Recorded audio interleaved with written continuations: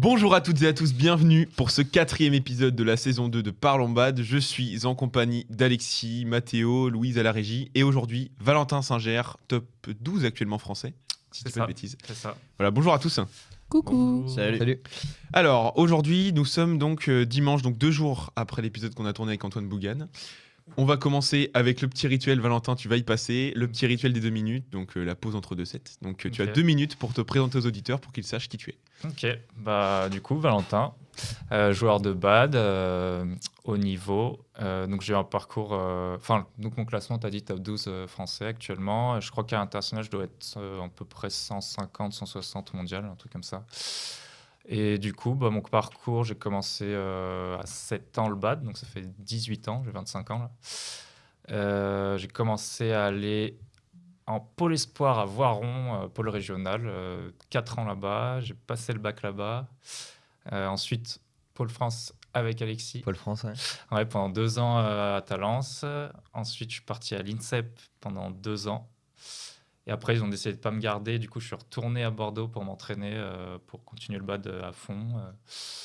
En académie privée, du coup, je suis avec Hugo Clairbout, c'est l'entraîneur principal à la J2S Academy. Et voilà, du coup, maintenant, je m'entraîne là-bas depuis 4 ans, avec l'académie, avec le Pôle France aussi, en sparring aussi. Et donc, je continue les compètes à fond dans le bad tous les jours, 2 fois par jour en compète. Donc tu as pu passer par tout le cursus fédéral. J'ai fait vraiment tout fait. Ouais, j'ai fait tout le cursus fédéral. Ouais. Ok. Et bah merci beaucoup pour cette présentation. Autre petit rituel qu'on fait d'habitude, donc nous ça fait 2 jours qu'on s'est pas vu, mais petite actualité chacun. Est-ce que vous avez une actu ? Je pense qu'hier il y avait un événement quand même. Ouais, entre-temps, on a joué en interclub. Hier, c'était la N3. On jouait Mulsanne, donc l'équipe qui était égalité avec nous en tête de poule. Donc pour nous, c'était important de jouer ces équipes et de réussir à performer contre cette équipe. Puisqu'en fait, une victoire contre Mulsanne, c'était un premier pas vers les playoffs, parce qu'on a pour objectif la montée avec la N3. Donc cool, on a été là-bas, super ambiance, super journée, et on gagne 5-3. Bon, ils prennent le bonus défensif, mais on gagne, c'est le principal. Ça nous met bien, ça nous donne la place d'un peu de favori, quoi. Bon, Voilà, on l'avait déjà, mais on la concrétise un peu avec cette rencontre. C'était les premiers rivaux que vous aviez dans la poule, quoi. Mm-hmm. C'est vos adversaires directs, quoi. Mm-hmm. Oui, clairement. Ouais, ça fait des bons matchs pour tout le monde. C'était intéressant, des matchs plus serrés que d'habitude, donc c'est bien. Franchement, une bonne journée. C'est ça, fallait se battre sur tous les matchs et c'était cool. Ok, Mathéo, tu veux ajouter un truc sur cette actualité ou pas ? Pas forcément, non. Non, pas particulièrement. J'ai fait mes 2 matchs, j'ai perdu mon double homme, j'ai gagné mon mixte. Voilà. Ok. Moi, ma petite actu, c'est que j'espère que ça va pas trop se voir aujourd'hui, mais je me suis couché un peu tard hier. Parce que j'ai regardé Tom Jekyll et Delphine Delerue jouer la finale au Kumamoto's Tu jouais à Master. quelle heure ? 4h du mat. Ah oui, d'accord. Ouais. T'as mis un réveil, hein. J'ai mis un réveil. T'as dormi un peu quand même. Il a dormi 1 heure avant. J'ai dormi 1 heure avant, ça va en vrai.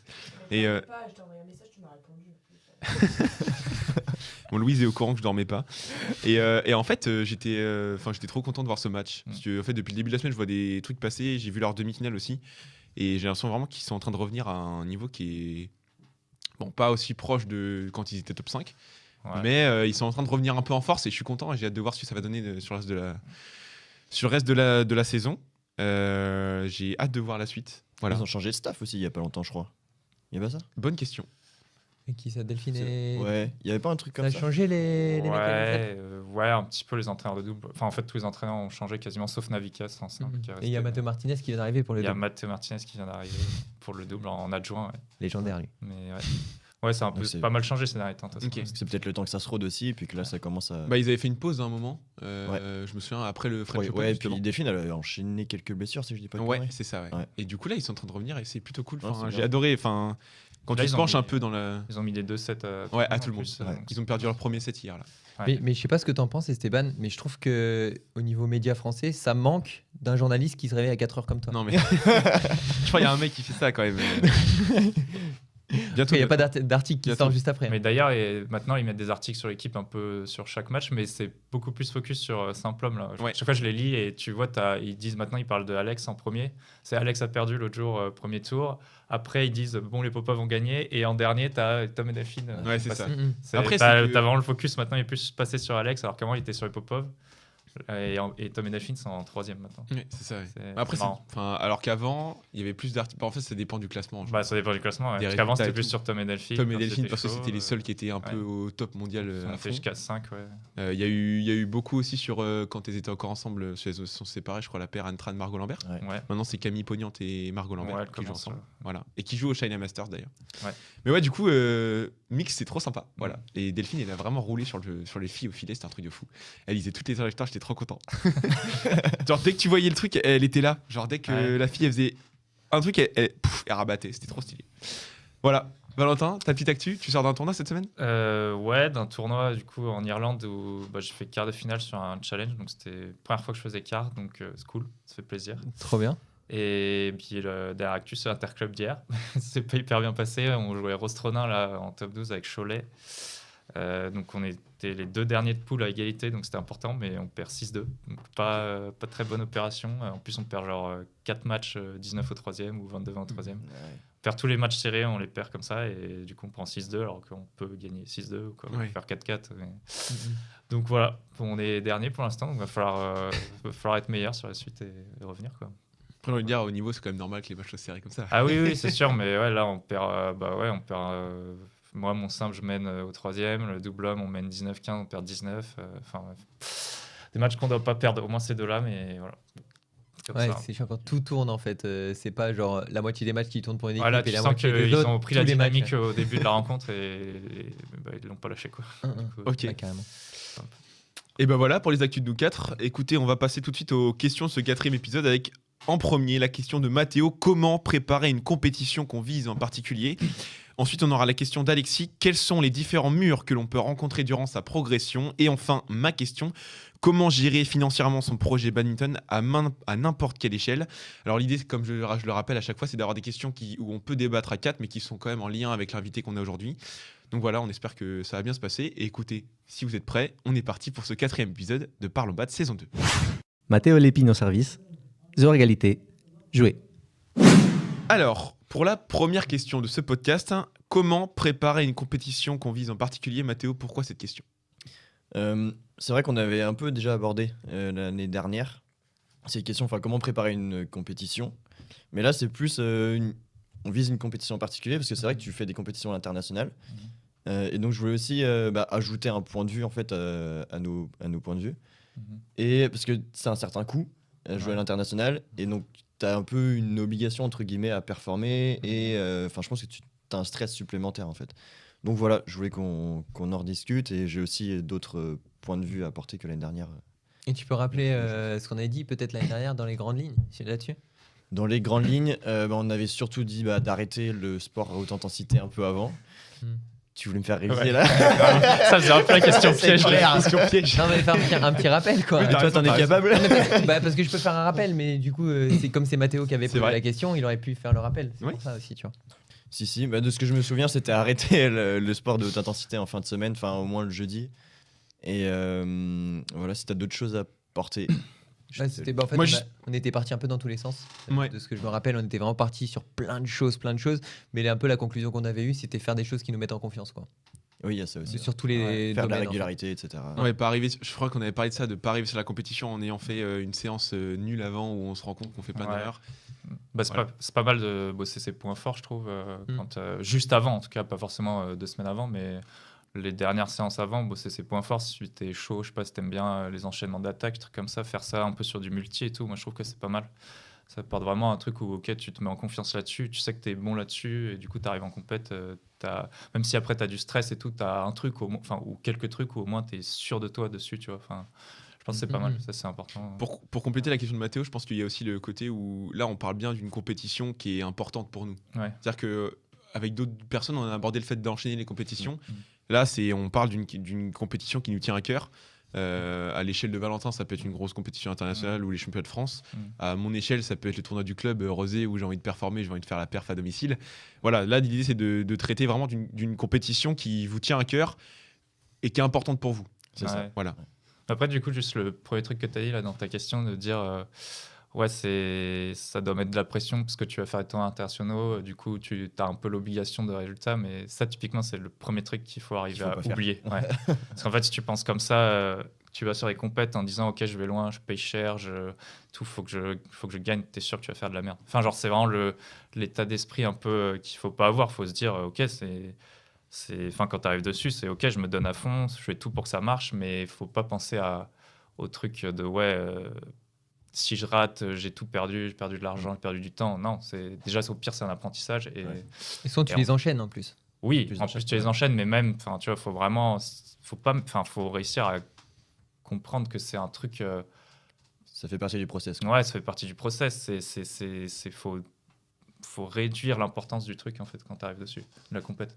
Sinon, tu penses que si tu penses comme ça, c'est mal Donc parti. la Je trouve. première chose à faire, c'est oublier que c'est une compétition particulière. Quoi. Bah, en fait, dans tout ce que tu fais pour la préparer, non, mais mentalement, enfin sur la préparation Ouais. mentale un peu que tu vas faire dessus, je pense pour moi que ça me paraît important de se dire, ok, là, faut que je redescende en pression, quoi. Parce que sinon, je fais de la merde. Quoi. Enfin, pour mon expérience, c'est ça en tout cas. Mais... Mais le côté important dont tu as parlé là, c'est le côté aller sur ses points forts. Bah, Pas l'entraînement, forcément, pas forcément ses points faibles. Bah, Non, je sur trouve des que entraînements à l'approche, vraiment Ouais. point fort, Ouais, du côté un plutôt, peu tu affûtes tes armes en fait. Ouais, t'es pas là pour en avoir de nouvelles, Mm, juste avant la compète. Ouais, je trouve. Parce que genre, si 2 jours avant, je sais pas, j'en sais rien, tu t'étais pas très bon en revers, fond de cours, et tu te mets à faire des revers, enfin, c'est pas là que tu vas devenir trop fort. Enfin, je veux dire, pour moi, tu focuses les trucs où t'es bon, tu travailles dessus, et comme ça, quand t'arrives en compète, c'est des trucs où t'es sûr de toi, quoi. C'est de la mise en confiance. Quoi. Ouais.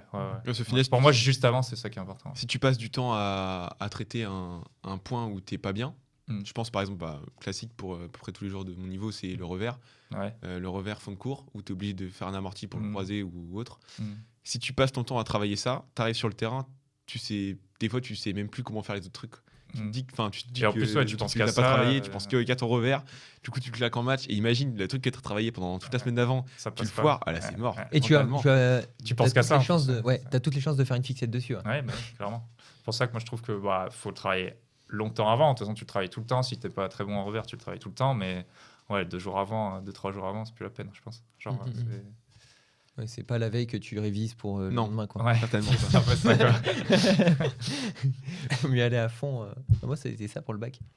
Ah ouais. Je m'étais dit, au lieu de me dire, je vais essayer de rattraper toutes mes lacunes dans les matières PT, je suis bon en maths, je fais que des maths, Ouais, et tu comme mets ça, les- c'est le plus gros coef. tu Et mets les pendant points un sur mois, les je fais que ça parce que j'étais mal. Donc, hop, tu bosses tes points forts. Tu laisses les matières en contrôle continu qui vous coef 2 là, tu les laisses. Exactement. Toutes les matières à coef 16 là, regarde. Ouais. Il est trop vieux pour contrôle continu, je crois. Ouais, nous c'était du coef 8, 9 les maths. Et... Ah oui, tu faisais bien en maths, t'avais ton bac. Nous, c'est ça. Spé Après, maths. maintenant ils ont des coef 16. Donc, Ouais. Oh, c'est des trucs, ça monte toujours, mais du coup, tout est gros coef. Quoi. Bon. La dérive. Souvent comme ça. Mais du coup, sur préparer une compétition en particulier, quelle compétition tu peux avoir en particulier à préparer et comment tu les prépares? Type, est-ce que c'est des France? Est-ce que c'est des gros championnats? C'est ce que je te disais juste avant. Du coup, moi, sur mon parcours, là, actuellement, j'ai pas forcément de compétition que je prépare en particulier, parce qu'on n'a pas une qui est plus importante que d'autres. Tu vois, c'est vraiment le circuit toute l'année international. Il y en a pas vraiment plus importante que d'autres. Alors, regarde, tu as les championnats de France, après, qui est une compétition différente, où, on vient, ça compte pas pour le classement international, mais moi, personnellement, j'ai beaucoup de motifs et je trouve ça cool de jouer, même si maintenant, ce que je disais, à 12 joueurs, c'est moins sympa. Enfin, tu vois pas grand monde. Aussi, ce qui était cool avant, c'est que tu vois beaucoup de gens. Et puis ça laisse moins place aux surprises aussi. Ouais, aussi. Après, C'est clair, ça laisse moins de place à tout. Enfin, c'est beaucoup moins sympa. Mais du coup, moi, actuellement, sur ma saison, j'ai pas de compétition que je prépare en particulier. C'est plus, à la rigueur, là où on prépare, c'est début de saison en août, où on fait grosse prépa, gros entraînement très très dur physiquement. Et comme tu disais tout à l'heure, après, quand on approche du début de la compète, on réduit un peu, on passe sur plus de jeux, plus de techniques, ou vraiment de matchs à thème, trucs comme ça, alors qu'au début on est sur beaucoup de séances, beaucoup de régularité, beaucoup de physique, de séances longues. Plus en été il fait 35 dans le gymnase, donc ça fait bosser aussi, mais on est beaucoup plus là-dessus. Est-ce qu'à l'approche de ces matchs, il y a, je sais pas, vous avez la même intensité sur les entraînements, mais vous réduisez le volume de 2? Est-ce que vous justement passez plus, si tu restes plus de la technique, il faut quand même des moments où tu vas bouger beaucoup. Et comment vous gérez ça? On est plus sur réduire la longueur de l'entraînement, la durée. Pas l'intensité. Non, pas l'intensité. Souvent, souvent, tu vois, on fait des grosses séances plus du 2h30, 2h30, 3h, au début. Et après, à la fin, des fois, on est sur des séances de 1 heure, 1 heure et demie, où ouais, tu fais 1 heure intense et après, tu finis par de la technique ou des trucs comme ça. Mais ouais, c'est vraiment là, on réduit le temps. Et puis, du coup, aussi plus de phases de match aussi pour mettre en place ce qu'on a fait. Et Quoi. ça, en termes de temporalité, ça arrive quand avant une compétition Bah, tu vois, typiquement, cet été, on a repris l'entraînement vers 25-30 juillet. On a dû faire jusqu'au 15 août où c'était vraiment très, très intense. Après, la semaine du 15 au 22, on a baissé un peu, mais c'était encore assez intense. Et la dernière semaine où moi, je crois que je reprenais la compète le 28 août, un truc comme ça. Dernière semaine où là, vraiment, on réduit pas mal. Et là, on est vraiment plus sur... Et après, du coup, durant toute la saison, Mm. tu restes sur cette intensité un peu moyenne. Non, ça dépend un Ou peu. t'as aussi En du fait, on haut. est un peu entre les deux. C'est genre, on n'est jamais aussi intense que sur le tout début de saison. Mais après, tu as des séances où, typiquement, en séance, on fait une PMA où c'est hardcore et tu te la donnes et elle est super dure. Mais tu vois, là, on n'en enchaîne pas, quoi. C'est genre, tu fais une séance comme ça dans la semaine et le reste de la semaine est un peu plus cool. Et ça dépend des tournois parce que du coup, nous, nos tournois internationaux, on part jeudi, souvent, ou mercredi. Donc, la semaine, elle est courte, quoi. Enfin, c'est du clair. coup, là, forcément, ta semaine d'entraînement, elle est moins intense, quoi. Mais après, les semaines où il n'y a pas de tournoi, du coup, là, on peut y aller un peu plus. Mais Moi, ça se gère à la semaine, quoi. ouais, ça se gère Ok. vraiment à la semaine. Ouais. Et j'ai l'impression qu'il y a un peu deux moments dans la saison où en fait tu peux faire ça. Ça va être pendant les grandes vacances, Ouais. pendant les vacances d'été où là tu vas pouvoir partir sur un vrai cycle où tu y vas comme un fou à l'entraînement. Et cette période un peu décembre-janvier. Bah, en tout cas, Mhm. au niveau tournoi français, c'est comme ça. Ouais, En décembre-janvier, il y a quasi rien. Bah, c'est ce qu'il expliquait Antoine hier, Mhm. avant-hier dans le podcast, là, qu'en gros, sur décembre-janvier, il y a peu de tournois parce que tu sais, c'est Ouais. les vacances de Noël, Mhm. il fait froid, tout ce qui est Nouvel An et tout. Et après, là, ça repart par contre. Mhm. De mi-janvier, fin janvier à fin juin, il y a du tournoi. Ouais, nous, pareil. Bah, du coup, là, il y a décembre, pareil. Ouais, effectivement, décembre, on peut remettre plus à l'entraînement et tout. Et après, janvier, ça repart fort en tournoi. Donc, faut être prêt, quoi. Surtout après les vacances de Noël. En plus, on peut pas trop s'entraîner, nous, à Noël. Enfin, on peut s'entraîner physiquement chez soi, quoi, mais pas, en tout cas, pas au bad, quoi. Mhm. Et après, nous, il y a aussi février où il n'y a pas grand-chose, juste après les France, en fait. Mais c'est un peu particulier, quoi. Ça, c'est un peu le calendrier international qui est un peu... Parce que c'est les compètes, tu sais, c'est les compètes par équipe à ce moment, genre championnat d'Europe par Oui. équipe, Ok. trucs comme ça. Du coup, ça tombe là et il n'y a quasiment aucune compète internationale à ce moment. Donc, C'est chaud parce que du coup, tu peux pas avoir des grosses périodes, même à la salle ou quoi, des grosses périodes de développement sur 2-3 mois en fait, où Ouais, tu non, vas non. passer en force, pas mais explo. C'est vrai que nous, on peut avoir Ouais. à notre échelle. Ouais.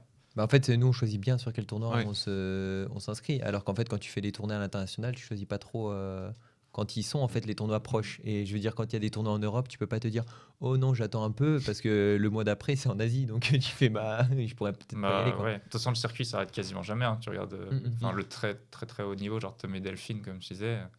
T'as l'impression qu'il n'y a jamais de pause presque. Enfin, t'as un petit peu en décembre, ouais, et un petit peu juillet encore, quand ça dépend du choix des tournois qu'ils font. Bah, quoi. parce qu'en décembre, en décembre, c'est les BW, c'est les Ouais, il y a les finals. finals, Donc, et après, tu as une petite pause, et janvier, ça rattaque Ouais. 5 janvier, où tu as je crois que c'est la Malaisie, ou je sais plus, genre un Super 1000 direct, ou un truc comme ça. Et par curiosité, comment vous gérez les entraînements sur place? Est-ce En que tournoi on a accès, est-ce qu'on a accès au gymnase? Est-ce qu'on a accès à des terrains ça H24? dépend Comment on des fait? grades des tournois, enfin, et de tous les tournois. Mais tu vois, par exemple, typiquement, là, j'ai joué au ILO, c'était la première fois que je jouais en Super 300, Mhm. il y a 2 semaines, là, en Allemagne. Et sur ces tournois, c'est beaucoup plus simple. Genre, t'as un gymnase d'entraînement vraiment à part où en fait tu peux réserver les terrains et en vrai, tu as de la place tout le temps. Donc, tu peux vraiment t'entraîner quand tu as perdu ou même avant la compète, tu vois. Tu peux rester sur place, t'entraîner et tout, potentiellement avec des bons joueurs. Tu dois forcément t'entraîner Oui. même avant parce que tu arrives Oui. là-bas, il Oui, faut non, que tu c'est joues. sûr. Voilà. Et c'est beaucoup plus facile sur ces tournois-là. Mais tu vois, moi, les tournois de mon level, plus en gros, les séries, les challenges, trucs comme ça, c'est pas toujours le cas. Enfin, souvent, il n'y a pas de gymnase d'échauffe. T'as juste, tu peux aller taper la veille, quoi, ou t'entraîner la veille. Mais après, pendant le tournoi, souvent, on n'a pas accès au terrain. Donc, ça, c'est un peu. Donc, faut bien avoir travaillé. Enfin, si on reporte ça à notre échelle, au final, quand tu es en tournoi, tu n'as pas le temps de bosser entre les matchs. Ouais. Vous, c'est un match par jour, voire 2 des Oui. fois. Ouais. Et c'est pour ça que Plutôt là, deux, nous. l'aspect entraînement, il est hyper important parce que imagine, tu as pris ton avion en fin de semaine et tu as perdu le mardi. Enfin, je veux dire, après, Ouais, peut-être non, que tu le prends, peut-être qu'on le prend plus tôt, mais c'est toujours risqué en fait de prendre un avion parce que tu peux pas forcément l'annuler et tout. Donc à ce moment-là, de mardi à dimanche, comment tu fais pour t'entraîner? Est-ce que tu perds 4 jours ou est-ce que C'est ça. Ouais, c'est ce que je dis, hein, ça dépend du tournoi. Sur les gros tournois, ils perdent pas de jours. Enfin, de toute façon, ils vont s'entraîner parce qu'ils ont la possibilité. Ou au pire, s'ils n'ont pas la possibilité, ils changent d'avion, quoi. Mais parce qu'ils c'est ont un la peu- possibilité financière. Ouais. Et c'est un peu comme la NBA. Enfin, je veux dire, la NBA, ils jouent quasi tous les 2-3 jours. Ouais. Enfin, c'est un truc de fou. Et en fait, ils doivent forcément s'entraîner. Bah, je pense que NBA, ils font une grosse pré-saison et après, c'est du maintien, je pense, hein, j'imagine. Parce que C'est si du t'as des maintien. matchs. Ou alors, de ils s'en forme, foutent, quoi. ou alors ils s'en foutent des matchs et ils s'entraînent. J'en Bah, sais je rien, pense hein. pas. Moi, j'imagine que vu qu'ils jouent tous les 3 jours toute l'année, ils doivent avoir un style d'entraînement qui est assez léger en permanence, je pense. En fait, les Ah, matchs, juste, ça ils doit être font. l'entraînement, quoi. Bah, je pense. Ils font les matchs, ils analysent, ils ont des En retours soi, au prochain j'en sais match. rien, ils mais essaient de faire j'imagine mieux, parce que ça me paraît intenable sinon. Moi, je sais qu'il y avait une différence l'année dernière. En gros, j'ai commencé, je l'ai dit, en gros, mais j'ai enchaîné un peu les tournois en mars. Mhm. J'ai fait 4-5 tournois de suite. Sur cette période-là, j'étais vraiment très léger. Ok. Et en vrai, j'avais pour objectif de vraiment tout donner à Rosé, la dernière échéance. Et au final, j'ai gagné les 2 tournois d'avant. Ok. Alors que j'ai tout donné quand même. Mais Ouais. l'échéance pure, c'était vraiment Rosé. Et après cette période, j'ai une période un peu creuse où Mhm. du coup, je me la suis un peu collée. Parce que À Rosé, t'as gagné? à Rosé, j'ai gagné, ouais. Ok. Ok. Et j'ai une période un peu creuse où je préparais un tournoi loin et on me parlait de financière, machin. Ce tournoi-là, j'ai dépensé pas mal d'argent, Ok. en vrai, à mon échelle, parce Ouais. que vraiment, ça m'a coûté pas mal. hein. Ouais. Je suis dans les 200 balles, en vrai, en Mhm. tout. Entre la bouffe, le logement, le trajet, etc. Et c'est la première fois que je mettais autant pour un tournoi, tu vois. Ok. Ouais. Donc je m'étais mis un peu une pression. Mhm. Et en même temps, je partais avec des gens que j'aimais bien. Ok. Donc je me disais, en fait, je prends un week-end. Ouais. Il se trouve que ce tournoi-là, je l'avais préparé longtemps à l'avance. C'est-à-dire que j'avais fait un tournoi entre les deux où je m'étais dit, bon, celui-là, je le joue, mais je sais que je suis pas au point. Et pendant tout le mois avant le tournoi, j'ai tryhard à l'entraînement. Mhm. J'ai enchaîné presque, j'y allais 3 fois par semaine, alors que d'habitude, j'y allais que 1 ou 2. Mhm. Là, je faisais 3 fois par semaine. Je faisais du shadow le mercredi soir. Ok. Je m'étais un peu collé. Vraiment, je m'étais mis la mine. Et en plus, j'avais le temps parce que j'étais en stage à la Ligue. Donc, Ok. je couvrais après le Nantes International Challenge et tout. Donc, j'avais le temps d'aller le soir. Mhm. Je suis arrivé à Beauvais et j'étais trop bien. Ouais. Et j'étais vraiment trop bien. Parce que du coup, j'étais en confiance. J'avais travaillé pour ce tournoi. Mhm. J'avais mis toutes les chances de mon côté.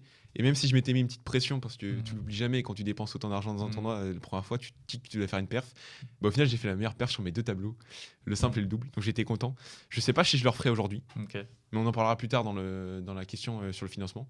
Ouais. Ok. Mais parce que je pense que je le referai pas aujourd'hui uniquement pour des raisons financières, parce que tout le reste était trop bien. Ok. Mais ouais, le côté où quand t'enchaînes les tournois, j'essaie de garder un rythme tranquille, Mhm. parce que je sais que sinon je vais pas tenir, surtout que je me blesse souvent quand Ouais. je suis blessé. Ouais.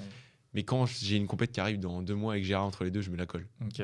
Et En t'avais- plus, après, ça donne de la confiance. Hein. Ouais, Je c'est veux ce que je dire, disais, si t'arrives- et t'avais quand même du coup cette petite pression qui t'a aidé du coup. Ouais, Quand la même. pression, je l'ai prise, Ok. je l'ai prise dans le bon Après, sens. ça dépend aussi des gens, je pense. Mais... Parce que j'arrivais sur un tableau qui était dur en vrai. C'était le premier tableau avec des presque R5. Moi, à ce moment-là, j'avais 40 points, je Mhm. crois, et j'ai affronté 2 mecs qui avaient 79 Ok. et 78 points. Donc le double de mes points, j'étais là en mode, ok, Ouais. là on cause, tu vois. Mhm. Au final, j'ai battu les 2, j'étais content. Mais ouais, en fait, quand tu fais des matchs qui sont comme ça, que t'es loin, t'as la hype et que t'as toute l'équipe qui est derrière toi. Si on était tous en team, en fait, on avait fait on avait créé tout un truc autour de cet événement. C'est-à-dire que pour vous, enfin, si moi demain je vais en compétition internationale, faut que l'événement il soit ouf, tu vois. Ouais. Faut qu'on ait créé une team et tout. On avait créé les premiers maillots parlant bas de floqués et tout. On avait une team avec les flocages derrière, Ouais. machin, en double. On avait tous le même maillot. Et je pense que c'est ça qui m'a aidé. C'est que quand on parle de préparer une compétition en particulier, là c'était the compétition de la Ouais. fin d'année, quoi. C'est la dernière compétition. Et c'était pas négatif. En fait, ça c'est un truc. Enfin, on peut arriver sur la compétition, on y a pensé, et on arrive le jour J et du coup on se met une pression, étant donné l'investissement qu'on a mis. Mais là, tu dis un truc très intéressant sur le côté. En fait, c'était un moment. Et en fait, une fois que tu es arrivé à ce moment-là, en fait, t'avais qu'une seule envie, c'était profiter du moment. Mhm. Et je trouve que c'est un truc qui revient beaucoup dans beaucoup de discours de sportifs. Là, le dernier, c'est quand j'écoute Léon Marchand parler. Il dit qu'il est passé d'une pression à quand il arrive devant sur le podium pour commencer sa course, il se dit bah maintenant j'y suis, il faut que je profite du moment. Et je trouve que ça c'est vraiment hyper important quand on prépare une compétition en particulier. Bon, la préparation est faite. Normalement, on s'arrange pour bien se préparer et rien avoir à penser sur le terrain. Je sais pas, parce que si tu dois penser au fait que t'as qu'une raquette et que si tu casses, t'es mort. Ça, Ou alors ça, c'est- t'as qu'un t-shirt, donc Ouais, voilà. j'espère que je sors pas de poule, Faut se j'ai mettre pas en de condition. t-shirt. Bien sûr. En fait, tu te prépares de manière à rien avoir dans ta tête à ce moment-là. Mais une fois que tu as fait ta préparation, tu as tout fait pour. justement là où l'ambiance du groupe, elle aide beaucoup là-dessus aussi. Ouais, complètement. Tu arrives sur le terrain et maintenant tu profites de ton moment. C'est ton moment. Ça fait un mois que tu prépares ça, l'ambiance elle est géniale. C'est ton moment. Il faut réussir à oublier la pression du résultat parce que tu t'es préparé. La pression, c'est un bon signe d'avoir de la pression parce que ça veut dire que tu t'es préparé. Si tu n'avais rien foutu, tu n'aurais pas de pression. Et tu arrives et là tu te dis, bah voilà, maintenant j'y suis. Je me laisse un peu découvrir le moment. Et juste kiffer quoi. Et après ça passe pas, tant pis, j'aurais fait ce qu'il fallait quoi. En fait, il faut réussir à faire tourner la pression vraiment positivement. Moi, en fait, ce que je fais, c'est que souvent, juste avant, enfin, un peu avant le match, quand on est par exemple dans les chambres d'appel et tout, on va bientôt rentrer, je me monte volontairement de fou la pression. Genre, je me dis, c'est super important et tout, genre, j'ai pas le droit de perdre et tout. Du coup, je me monte vraiment la pression de fou. Et du coup, je suis méga stressé. Et au moment où j'arrive sur le terrain, juste là, je prends le bon côté, genre, je me dis, ok, je donne tout et tout, mais si je perds, c'est pas grave, l'important c'est que je donne tout. Et du coup, en fait, je la redescends et je me dis, vas-y, kiffe, hein, prends plaisir. Du coup, je redescends la pression, mais du coup, je l'ai fait monter avant pour bien t'activer. pour m'activer, en fait. Exactement, parce que comme tu dis, si t'arrives et que t'as pas de pression, bah, t'es à chier. Enfin, moi, je suis à chier. Ouais. Et du coup, je la fais redescendre volontairement après l'avoir fait monter. Et là, je me sens bien. Quand je fais bien ce processus-là, je me sens presque tout le temps bien. Et je trouve que c'est important de... C'est trop intéressant. Ouais. Parce que moi, typiquement, il y a eu des moments où j'ai eu où mentalement, je sentais qu'en fait, j'arrivais et j'avais pas trop de stress des fois quand tu es fatigué ou trucs comme ça. Et en fait, c'est quand justement, j'ai pas fait cette activation et en fait, j'ai pas de stress. Et du coup, il y a que le côté, entre guillemets, mauvais du stress, c'est-à-dire... bah ouais, putain, faut pas que je perde. Tu te prends un stress mauvais en fait. Ouais, Alors tu que te prends un si stress mauvais, alors que si tu te le mets toi-même en te disant ouais, c'est important, mais au dernier moment, tu te le redescends en disant bref, c'est bon, c'est du bad. Enfin, tu vois, genre, c'est vas-y, kiffe, donne tout et tout. Et bah, en fait, ça me le redescend et là, je suis bien. Et alors, j'ai une question par rapport à ça. Dans vos systèmes de compétition actuellement à l'international, il n'y a pas de pool, ou Non. en tout cas rarement. Ouais, non, Très, jamais. il n'y a jamais, voilà. À part au JO, t'as des Oui, c'est ça. Est-ce qu'il peut nous dire les différents rangs de tournois internationaux? Parce que là, t'as parlé de challenge, de Ouais. futur. Au début, tu commences, tu fais les futurs, c'est ça? Future Series, International Series, International Challenge, et après tu passes sur le World Tour. En gros, c'est Super 100, 300, Super 500, Super 750, Super 1000. Mais futur, international et Series. c'est à peu Challenge. près. Tu fais les trois. Là. Tu peux faire Ouais, les trois. Future, là, je vais plus trop en faire parce que ça me fait plus beaucoup de points, mais du coup, je vais être plus sur IS ou International Series et International Challenge. Ok. Et quand je rentre sur le World Tour, quand c'est en Europe et que je peux rentrer comme là en Allemagne, je vais essayer quoi. Ça dépendra de mon classement, des gens. Ouais. Parce que du coup, il y a toujours les qualifications qui sont. Ouais. Comment tu, parce que, tu sais, il y a des phases de qualification. Comment tu gères ces phases de qualif? Est-ce que tu te dis qu'une fois que tu es dans le tableau principal, c'est réussi pour toi ou? Bah, déjà, ça dépend du coup le grade du tournoi, mais ouais, sur le World Tour, en vrai, bah, en fait, tu as deux points de vue. Tu as le point de vue un peu genre point, vraiment classement. Bah, potentiellement, là, tu vois, sur le Super 300 que j'ai joué, si je rentre dans le tableau, ça me fait déjà des points. Donc, sur ce point-là, ouais, c'est réussi. Après, en fait, ça dépend aussi du tirage au sort, de qui j'ai dans le tableau, de comment je me sens, tout ça. Donc, après, souvent, j'essaye de faire match par match. Enfin, c'est un peu le cliché, mais c'est vrai, tu vois. Enfin, genre, t'es là, ok, t'as un mec, tu vois, s'il est de ton niveau, s'il est un peu plus fort, bah, tu te dis, vas-y, il faut le faire. Après, tu le bats. Des fois, en vrai, je sais même pas qui j'ai après. Enfin, si, en général, je sais au moins qui j'ai un match après, mais souvent, je sais pas tout le tableau du tout, tu vois. Ok. Du coup, après, quand tu gagnes, je regarde qui joue, ok, et du coup, je me dis, ouais, vas-y, là, je peux le faire. Enfin, en fait, c'est vraiment du match par match, parce que si tu commences à te dire, vas-y, il faut que je fasse minimum ça, minimum ci, c'est pareil, je trouve que c'est pas une super vision du truc. Et c'est élimination directe. Oui, Oui, C'est tout le pas temps des élimination poules. directe, C'est ouais. pas des poules où tu te dis bah. T'as le droit à l'erreur. Après, dans les tournois bien de maintenant, quand c'est des poules de 3, t'as plus le droit à l'erreur. C'est... Oui, quand Bah, c'est deux un sortants. Oui, T'as le deux droit à une sortants. défaite. T'as le droit. Pas tout le temps. Hein. Des fois, tu prends une défaite en deux, t'as très très peu de chances de sortir si tu Oui. gagnes après. Parce Ça que dépend. Ouais. moi, je Ça sais dépend. que le moment où j'ai le plus de pression dans un tournoi, Si le c'est mec perd premier ses deux match. matchs en deux. Oui, mais du coup, c'est que tu Oui, reviens c'est faire ça. les C'est calculs. s'il y a tu un vois. triangle, S'il y a un t'es mort. triangle, t'es mort. Mais oui. Bah, c'est sûr que le premier match, c'est toujours le plus dur. Mais du Et- coup, encore pire quand t'es en élimination clair. directe. Ouais, c'est genre, Surtout qu'en plus il y a des sensations à trouver puisque c'est un Ouais. tournoi international. Tu connais pas la salle, tu connais Ouais. pas les trucs. Bah, oui, et des fois, tu peux taper dedans. Bah, des fois, non. Donc, ça dépend. Ça dépend. Et t'arrives combien de temps avant une compétition? Un jour avant. Ouais. Enfin, nous, C'est le temps de s'acclimater. enfin, genre, Tom et Delphine doivent arriver quelques jours avant. Ouais. Quand tu vas super loin, ils arrivent plusieurs jours avant. Mais nous, enfin, moi, par exemple, financièrement, je peux me permettre d'arriver 3 jours avant. Ouais. Ouais, j'arrive le jour avant. Après, moi, c'est en Europe, donc souvent, le voyage, bon, il est long, mais il n'est pas horrible. Ouais. Et voilà, tu arrives l'après ou le soir avant, et du coup, le lendemain, tu joues, quoi. J'ai bien aimé quand tu parlais de la pression, parce Ouais. que pour le coup, là, je veux bien revenir sur le premier Ouais. match que tu joues. Ouais. C'est un truc de fou quand même que. Enfin, j'ai plus de pression sur un tout premier match que je joue dans la journée que dans une finale. Ouais, c'est sûr. De toute façon, quand tu arrives en finale, tu as déjà gagné plein de matchs. Donc, en fait, déjà, t'es content de toi en général. Ouais. 2, tu as les sens-sas, tu plus d'incertitude sur tout ce qui est conditions, sur tout ce qui est. Enfin, en vrai, c'est ça aussi qui est stressant quand tu arrives sur les tournois. Conditions. Enfin, en plus, du coup, toi, aussi, les tournois que vous faites, tu arrives avec tes volants. L'autre, il a pas les mêmes volants. Oui. Donc, Il y a plein d'inconnus. t'as beaucoup d'inconnus. T'as la salle, des fois, t'as des volants, ils vont vite dans une salle, moins vite dans une autre Puis- salle. Des fois, tu vois pas, t'as des lumières. J'allais le dire, Beauvais, c'était terrible. C'était Ah, terrible. c'est- J'ai joué sur un terrain, mais laisse tomber, il y avait un vitrail. Non, mais il y avait un vitrail. Tu prenais des coups de soleil. Non, mais je te jure que tu ne voyais pas le Ouais. volant quand il allait côté. Le mec était. Heureusement, quand il est droitier, c'était sur revers. Mm. Mais le mec côté revers, le volant partait. Tu faisais un dégagement, tu voyais pas le volant. Ouais. Tu le voyais arriver au moment où il traversait ton côté. C'était un truc de fou. Mm. Et en fait, c'est là où tu te rends compte que faut venir le plus tôt possible, même si t'es convoqué, pour Ouais. bien voir la salle, pour comprendre et tout. Et ils ont même pas fait jouer les finales sur les terrains Terraflex. Il y avait 2 Terraflex. Ouais. Ils ont fait jouer les finales sur les terrains qui glissaient alors qu'il n'y a plus aucun match qui jouait. Ouais. J'étais là, mais ouais, mais c'est un truc de fou quand même. Et t'attends tout le long de jouer sur Terraflex, mais du Mm. coup, tu te conditionnes à jouer dans les pires conditions possibles. Ouais. Moi, c'était ça. Je dis, bah ouais, le terrain là-bas, c'est le pire. De toute façon, nous, on est un sport où gérer les conditions, c'est. Bon, de toute façon, dans tous les sports, je pense, mais au bad, c'est vrai que c'est particulier. Les conditions, tu as tout le temps de vitesse différente de volant, des salles différentes, tout le temps. Et puis, nous, des fois, même sur les tournois, ça arrive que sur les qualifs ou même entre 2 jours, ils changent la vitesse des volants. Et ça, c'est ouf. Je trouve ça dingue qu'ils fassent ça, mais ça arrive vraiment. Que des fois, ils ont des volants qui sont un peu lents et du coup, leur échéancier, il prend un peu cher. Et du coup, le lendemain, ils changent et tu passes à des volants vraiment plus rapides. Et ça, c'est un truc de dingue parce que ça arrive assez souvent. Ah ouais. Et ouais, ça Ça arrive. devrait même pas être autorisé. Bah, je trouve Et- aussi. Je trouve que Mais c'est le mec qui scandaleux. gère, mais- il fait bon là. Mais ça, On a ça été un arrive peu long souvent aujourd'hui que- pour mettre des que plus grosses la vitesses vitesse possibles. des volants change entre. Des fois, tu t'arrives, tu n'as pas joué en qualif, tu demandes aux gens en qualif, ouais, c'était comment? Ils te disent, ouais, franchement, c'est super lent. T'arrives, c'est des bombes. Ou l'inverse, des fois, c'est l'inverse. Ça, c'est un truc de fou quand même. C'est pour Ouais. arranger leur échéance. Bah, j'imagine. Ça, c'est une supposition, j'ai pas la preuve. Mais disons que des fois, c'est souvent dans ce sens.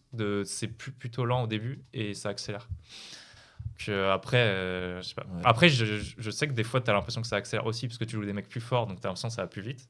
Mais des fois, il y a vraiment des écarts qui sont tels que tu sais qu'ils ont forcément changé la vitesse. Quoi. C'est bizarre. Peut-être la salle qui chauffe aussi, entre 2 Ouais. jours ou. je Ouais. sais pas. Ouais, mais je pense pas que ça puisse avoir une influence Ouais. autant que ça. Ouais, Enfin, ok. Surtout qu'en vrai, le premier jour, la salle chauffe, t'as les qualifs, t'as plein de gens. Donc, en vrai, je sais pas sûr que ça. Ouais. Ok. Bon, du coup, Est-ce qu'on a quelque Et- chose à ajouter sur ça? bah, je pense qu'il faut qu'on résume. Faut qu'on résume complètement, parce qu'on a parlé de plein de choses là. Avoir des grosses périodes, mais à l'approche des compétitions, garder la même intensité, mais sur peut-être moins de volume. Ouais. Travailler ses points forts. Ouais. Le côté aussi se rapprocher des conditions de match, donc peut-être faire beaucoup plus de matchs à l'entraînement aussi. Il y avait quoi d'autre? Se mettre en confiance. Ouais. Se mettre en confiance. Se Et mettre la en confiance. pression, ouais. Le La côté pression. pression. Le côté Ouais, pression J'ai crée aimé un le truc, t'arrives en chambre d'appel, tu peux Ouais. monter, après tu redescends. Après, ouais, je fais ça, mais j'imagine que plein d'autres gens font Ouais. des techniques différentes. Oui, et oui, c'est tout, sûr. Mais de toute façon, il faut tester ce genre de trucs. Et en plus, tu vois, là, cette Ouais, année, c'est- j'ai commencé à bosser avec un prépa mental. Et quand du coup, je lui ai parlé de ça, il me disait, ah, c'est trop bien que tu fasses ça et tout. Mhm. Enfin, que c'était un truc. Parce qu'il y a d'autres manières aussi. Il y en a qui se la mettent naturellement, la pression. Donc en Ouais, fait, ils ont ouais. juste besoin de Mais descendre. après, il y a des gens qui arrivent et naturellement, ils sont dans le bon mood. Mais bon, après, je pense que plus tu vas sur du haut niveau, plus de toute façon, tu auras des moments où tu vas avoir des fois où tu vas quand même perdre tes moyens. Enfin, ça arrive forcément à tout le monde, tu vois, des fois de passer à côté. Mhm. Et tu as des gens qui. Moi, je me souviens d'un pote qui m'a dit, ouais, moi, franchement, j'avais jamais aucune pression. Tout le temps, j'étais tranquille. Et sur des playoffs d'interclub, une fois, il a perdu ses moyens et tout. Et genre, il s'y attendait trop pas parce que toute sa vie, c'était pas posé de questions. Tout était simple. Et ce jour-là, il m'avait raconté que, ouais, il avait complètement chié, quoi. Et c'était la première fois qu'il ressentait de la pression comme ça. Ah, ça prévient pas. Hein. Ah oui, mais. Après, ça arrive, tu te prévient retrouves un peu perdu sur le terrain, tu prends la pression et tu fais et tu bégayes. Hein. On va voir Alexis à la N2. Monter en playoff si jamais on y va. Ouais, bah, vous verrez si je la prends la pression, les gars. Bah, si voilà, on monte, je la bois la pression après. On se met une bonne pression. Et ouais, le côté, j'avais parlé de côté créer un moment, plutôt que juste se focaliser sur je perds, mon moment s'arrête, la compétition s'arrête. essayer d'avoir des trucs à côté. Je sais qu'aujourd'hui, notamment dans le département, de plus en plus, il y a plein de potes qui viennent en compétition et tout. Et du coup, il y a moyen de, quand tu perds ta compète, tu vas coacher ailleurs, tu vas te mettre avec des groupes ailleurs. Ça aussi, ça permet de décontracter, de relâcher le truc de on part avec des copains, tout va bien se passer. Au pire, on perd. Tant Ouais. pis, je suis avec les potes, je passe un bon moment.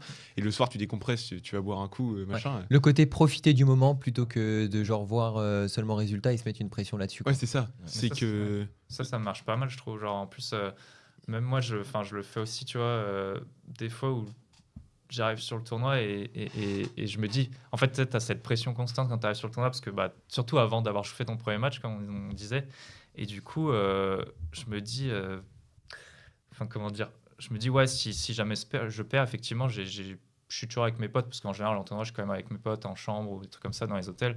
J'ai toujours ça et en plus j'aurais plus cette pression, genre j'aurais perdu, enfin tu vois, et même si j'ai pas du tout envie de perdre, j'ai envie de rester dans cette pression de la compète, de me dire ouais, ok, si je perds, au moins j'aurais plus cette pression, je pourrais me reposer et ok, je pourrais faire ce que je veux, enfin tu vois, au-delà de ce que je veux, genre en mode d'être tranquille, et j'ai plus cette sensation de pression. Ça m'en enlève et ça me permet d'être meilleur, tu vois, enfin de me dire ok, tant que je gagne, c'est trop cool. J'ai cette pression que j'aime avoir, mais en même temps qui est dure à supporter quand même. Mais du coup, si je perds, je l'ai plus. Et ok, je suis plus chill sur les 2 jours où je reste là. Ouais, Et voilà. pour finir sur ça, là, à Beauvais, typiquement, j'étais le dernier en lice à 17h. En gros, j'ai commencé ma compète à 11h. J'étais le dernier en lice à 18h. Et mes matchs, c'était tous les 4 heures après. C'était un truc de fou l'échéancier. Et tout le monde était rentré à la maison, se bouffer un bon barbecue. Et moi, j'étais à la compète, j'étais là en mode bah ouais, mais j'ai envie de gagner, j'ai envie de bouffer le barbecue. Du coup, dans tous les cas, j'étais gagnant parce que Ouais. je savais que j'avais trop faim. Ah ouais, mais- Je savais que si je perdais, je rentrais à la maison, passer un bon moment, petit barbecue coréen et tout, c'était trop bon. Oh là là. Barbecue que j'avais. Et c'était trop bon quand je suis rentré, je me suis fait une côte de bœuf. ouais. Et en plus de la victoire, j'étais trop content. Ouais. Mais je sais que dans tous les cas, le lendemain, en double, j'avais gagné la veille en simple, j'avais 0 pression, j'étais trop Ouais. content. J'étais trop content. La veille, j'avais bouffé le barbecue en plus. Mais ça, c'était trop un truc de fou. Genre, je suis arrivé en demi, j'ai fait ok, si je perds, je rentre à la maison, je mange. Mm. Voilà. c'est Ouais, bon. mais quand tu arrives à avoir vraiment pensé ça. Ouais. Après, faut pas que ça soit un truc en mode du coup, parce que des fois tu peux penser comme ça et du coup perdre Du un coup, peu en perdre. motive. Ouais. Mais il faut pas que ça soit une perte de motif. Faut Bien que ça sûr. soit juste ok, pour t'enlever la pression. Ouais, complètement. Ouais, à l'extrême, tu te réserves une visite touristique. Mais premier degré. Je pense que les mecs qui partent à l'international, ils perdent, ils sont dans un pays de ouf, leurs potes ils sont qualifiés, mais tu vas faire une visite, tu vas quelque Ouais. part, je sais pas, tu fais quelque chose, Mhm. tu profites de ton. Ah, des fois, la pression est redescendante, t'es quand même bien crevé. Hein. T'es quand même bien Oui, cramé. Hein. Donc c'est pas facile non plus. Hein. c'est clair. Mais ouais. Voilà pour Motivation. cette question. Je pense qu'on a Parfait. fait le tour. Eh bien écoutez, on va pouvoir passer tout de suite à la deuxième question de ce 4e épisode. 57. 0 égalité. Jouer. Alors, pour la deuxième question de ce 4e épisode, c'était donc celle d'Alexis. Quels sont les différents murs que l'on peut rencontrer durant sa progression? Alexis, pourquoi cette question? Parce qu'on a eu tous des parcours différents et je pense qu'on s'est tous pris un moment des murs, des moments où on se sentait avoir régressé, des moments où on se sent stagné et des moments où on se retrouve confronté à des épreuves en fait en face de nous, des adversaires qu'on galère à dépasser. Donc pour moi c'était intéressant de voir un peu chacun à nos échelles quel mur on a rencontré, quel gros mur on a rencontré au niveau des classements. Ça peut être au niveau des blessures, ça peut être au niveau du jeu. Et en fait, on discutait ensemble. Et aussi le côté comment on les a surmontés. Parce que je pense que certains des murs qu'on s'est pris, les auditeurs, les personnes qui écoutent, vont peut-être les rencontrer ou les ont déjà rencontrés, ou sont peut-être en train de les rencontrer Ouais, et galèrent à les passer. Donc On est voilà. 4, donc je pense qu'on aura des choses à dire. Donc voilà, plusieurs murs. Qui commence Qui veut commencer à raconter ses murs? Un mur. Si tu veux, vas-y. Le premier. Steven? Moi, je commence. Moi, je peux Allez. lancer sur un premier. Vas-y, lance. Le passage chez les adultes. Pour moi, déjà, c'est un premier mur. Ouais. Je sais pas si tu en as un avant. S'il y a quelqu'un qui a un mur avant. Bah ouais, non, je pense que j'allais en parler de toute façon de ce passage à l'adulte parce que c'est Ouais. un truc de fou en vrai comment tu. Je trouve que déjà, Ouais, le passage chez les adultes, c'est quand même un gros mur que tout jeune se prend. Bah j'avais raconté. Oui. J'avais raconté avec tous les les jeunes du club, on s'était rendu au Sorinière, je crois. Tout premier tournoi jeune qu'on faisait, tout premier tournoi adulte qu'on faisait tous, avec des Ethan, il y avait Ethan Boulommier, il y avait tout le monde, bref, toute la clique. On avait tous notre classement, machin. On a tous perdu. On n'avait pas gagné un seul match. On est là, on est sorti. Moi, je suis sorti. D'ailleurs, j'avais perdu contre Geoffrey. Contre Geoffrey Renou. On est sorti et j'ai fait ah ouais, mais en fait, j'ai pas le niveau. Mhm. Et bam, je suis retourné en jeune, j'étais content. Ah, parce que t'es en jeune en plus, t'es en jeune, t'es R6 jeune, Ouais, enfin ça. t'es R6 jeune, Classement D7 c'est pas le jeune, même que- et tu débarques chez les adultes contre des D7 adultes, R6 adultes, et là tu fais moins le malin en vrai. Ouais, je te jure, Parce que là, ils baissent pas tes points pour adapter, tu vois. Clair. Là, tu te prends les vrais, quoi. Ah ouais, moi c'était, on me poussait au fond. Genre, Ouais. j'étais Bah, tout ça, petit. c'est J'étais dans tout le petit mur, et avant du la coup, croissance, quoi. Ouais. Ouais, j'étais tout petit, du coup, bah, on me poussait au fond et genre j'avais rien à faire. je pense que la terreur des jeunes qui débarquent dans le classement, c'est les gros rameurs qui font que Oui. les dégagements. C'est la C'est- terreur, Et mec. qui sont puissants, là, qui peuvent t'envoyer au fond, et toi, t'es au fond, t'arrives pas à faire un dégagé. Ouais, Toi, tu cours juste partout, mais. Ah, mon dégagé, il était mi-court, Ouais. je faisais trouver quoi. Ah, mais c'est un truc de fou. Ouais, j'avoue. On se Ah, marre. donc ouais, la On a première unanime là-dessus. étape, c'est le passage chez les adultes, et c'est surtout pour des raisons de puissance. Ouais. C'est surtout pour des raisons de Ouais, puissance, je crois. et aussi pour des raisons de patience. Ah, moi, Patience j'ai joué aussi avec pour son... moi. J'aurais plus joué avec son cerveau. Ah ouais. Ouais. Bah moi je dirais qu'il y a deux moments. T'as vraiment le moment où quand t'es jeune, tu commences les tournois un peu en adulte, et du coup là, je trouve que c'est plus le côté puissance, taille, enfin tout ce qui va avec, où t'es trop en dessous en fait des mecs. Enfin à partir des joueurs de ton niveau, t'es trop en dessous. Et du coup là, tu prends vraiment, tu trouves pas de solution, comme je disais, tu dégages mi-court, tu prends une attaque, t'as perdu quoi. Et après moi je trouve que sur le parcours un peu du coup plus mon parcours genre haut niveau, quand t'arrives en senior toi-même, que t'as 18-19 ans et que tu passes sur des tournois internationaux, tu vois surtout la différence d'intelligence, de style de jeu, où les mecs sont plus patients, comme tu dis, et tout, et que en fait, si tu gardes un jeu de junior, entre guillemets, bah, tu n'y arrives pas, quoi. Parce que, genre, tu te fais contrer, tu perds tes matchs parce que les mecs sont plus intelligents, ils sont pas plus forts, mais Ouais. et voilà. Parce que souvent, la force, enfin, je sais pas si c'est le cas pour tout le monde, mais souvent, la force d'un junior, enfin, en tout cas, quand j'étais junior, c'était il y a pas longtemps d'ailleurs, mais quand j'étais junior, la force était soit tu avais un bon match et que du coup Ouais. tu arrivais à caler sur d'autres juniors qui n'arrivaient pas à défendre, Ouais. soit tu avais une qualité sur un moment Mm, où tu faisais la différence. mm. Et c'était souvent sur ça que tu te reposais. Mm. Sauf que quand tu débarques en adulte, les mecs ils sont un peu plus complets, Ouais. ils défendent ta spécialité, t'es finito après. Ouais. C'est mort. Bah en fait, ce problème de puissance, vraiment pure puissance, force, tu vas l'avoir peut-être quand t'es minime, Ouais. et tu Oui, joues oui. en adulte en C'est fait. vraiment Mais avant la croissance, quoi. quand tu arrives junior, en fait, moi j'ai vraiment cette impression-là. Quand je vois les jeunes jouer, j'ai l'impression que les matchs ils virent beaucoup quand même à la démonstration technique, et que c'est la moyenne de coups par échange est très basse, Mm. et que en fait les techniques sont un peu disproportionnées par rapport au niveau de régularité, de patience et de déplacement. Parce qu'en fait, l'adulte, il est totalement développé musculairement. Il va être beaucoup plus du coup constant dans ce qu'il fait. Il va avoir peut-être moins de technique. Ça nous est tous arrivé d'arriver en adulte et de se dire ce mec il a zéro technique et pourtant il nous met 2-7. Et parce que le mec est plus patient. Et en fait là, nous en fait en jeune, comme on bosse beaucoup techniquement et on a des très bons coups techniques, bah, la moyenne de coups elle est très basse. Je veux dire sur des France jeunes, enfin la moyenne de coups c'est ça lobe, ça se match, ça défend court. Dès qu'il y a un lob, ça fait toute une variété technique. Une fois un slice, une fois un smash, une fois un truc. Toujours agressif. Ça cherche à finir en un coup à chaque fois, quoi. Et à un moment, ils se prennent ce mur de cet adulte qui est développé musculairement au niveau des déplacements, est beaucoup plus constant, c'est posé. En fait, peut-être aussi c'est au niveau de la mentalité, tu es un peu fou quand tu es jeune et en fait tu te poses quand tu grandis. Et la première étape, c'est ce passage chez les adultes où bah, là tu te prends un mur et tu dois devenir patient. Mm. Et des fois, c'était des déclics, hein. Parce que j'ai vu ça chez des jeunes que j'entraînais.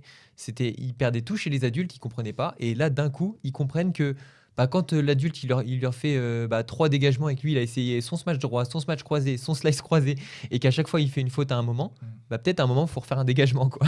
Et peut-être à un moment il faut construire son point. Moi je trouve que ce côté patience, c'est le mur qu'on se prend quand on arrive à l'adulte. Bah, de toute façon, tu vois des évolutions de joueurs, même sur des très bons joueurs. Bah, toi, tu kiffais Viti Tsarn, non? Ouais, j'adore. Parce que moi, je me souviens que j'aimais bien aussi et que je regardais beaucoup quand il était junior et tout, et que je regardais tous ces tournois. Et franchement, il faisait que des feintes. Il mettait les mecs à 3 mètres du volant tout le temps, mais genre avec des feintes comme ça dans tous les sens et tout. Et des fois il faisait des matchs où il faisait que croiser. Ouais, Il non mais croisait. oui. Il Oui, faisait en pas plus, on en parlait et tout. Il faisait pas une trajectoire droite. Carrément. Et bah, il était déjà très fort parce qu'il avait un talent de fou. Mais après, au final, pour monter maintenant top 5 ou top 10, en fait, quand tu le regardes jouer, maintenant, il n'y a presque plus une feinte. Enfin, je veux dire, il a une main de fou, mais il a utilisé sa main pour jouer patient, placer tous les volants parfaits et être fort. Et en fait, après, si le mec il lui donne le filet, il vient, il met une toupie et c'est fini, tu vois. Mais en vrai, maintenant, il a appris à utiliser ses capacités de technique pour justement faire aucune faute, avoir une qualité de coup ultra élevée.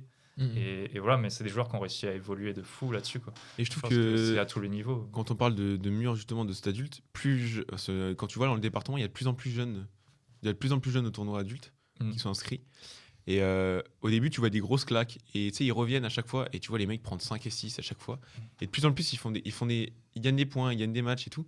Et moi, j'en ai un dans le club que vous allez voir, c'est Lisandre.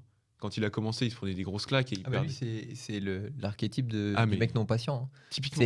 Des grosses capacités techniques, je veux dire des déplacements explosifs et tout, mais du coup, c'est du all-in Ouais. sur chaque coup, quoi. Et il y a un an, je trouve qu'il jouait vraiment pas avec son cerveau parce qu'il débarquait. Et là, de plus en plus, quand tu le vois jouer, bah, il passe des tours, machin. Bon, il tombe toujours sur Emile, donc forcément, force à lui.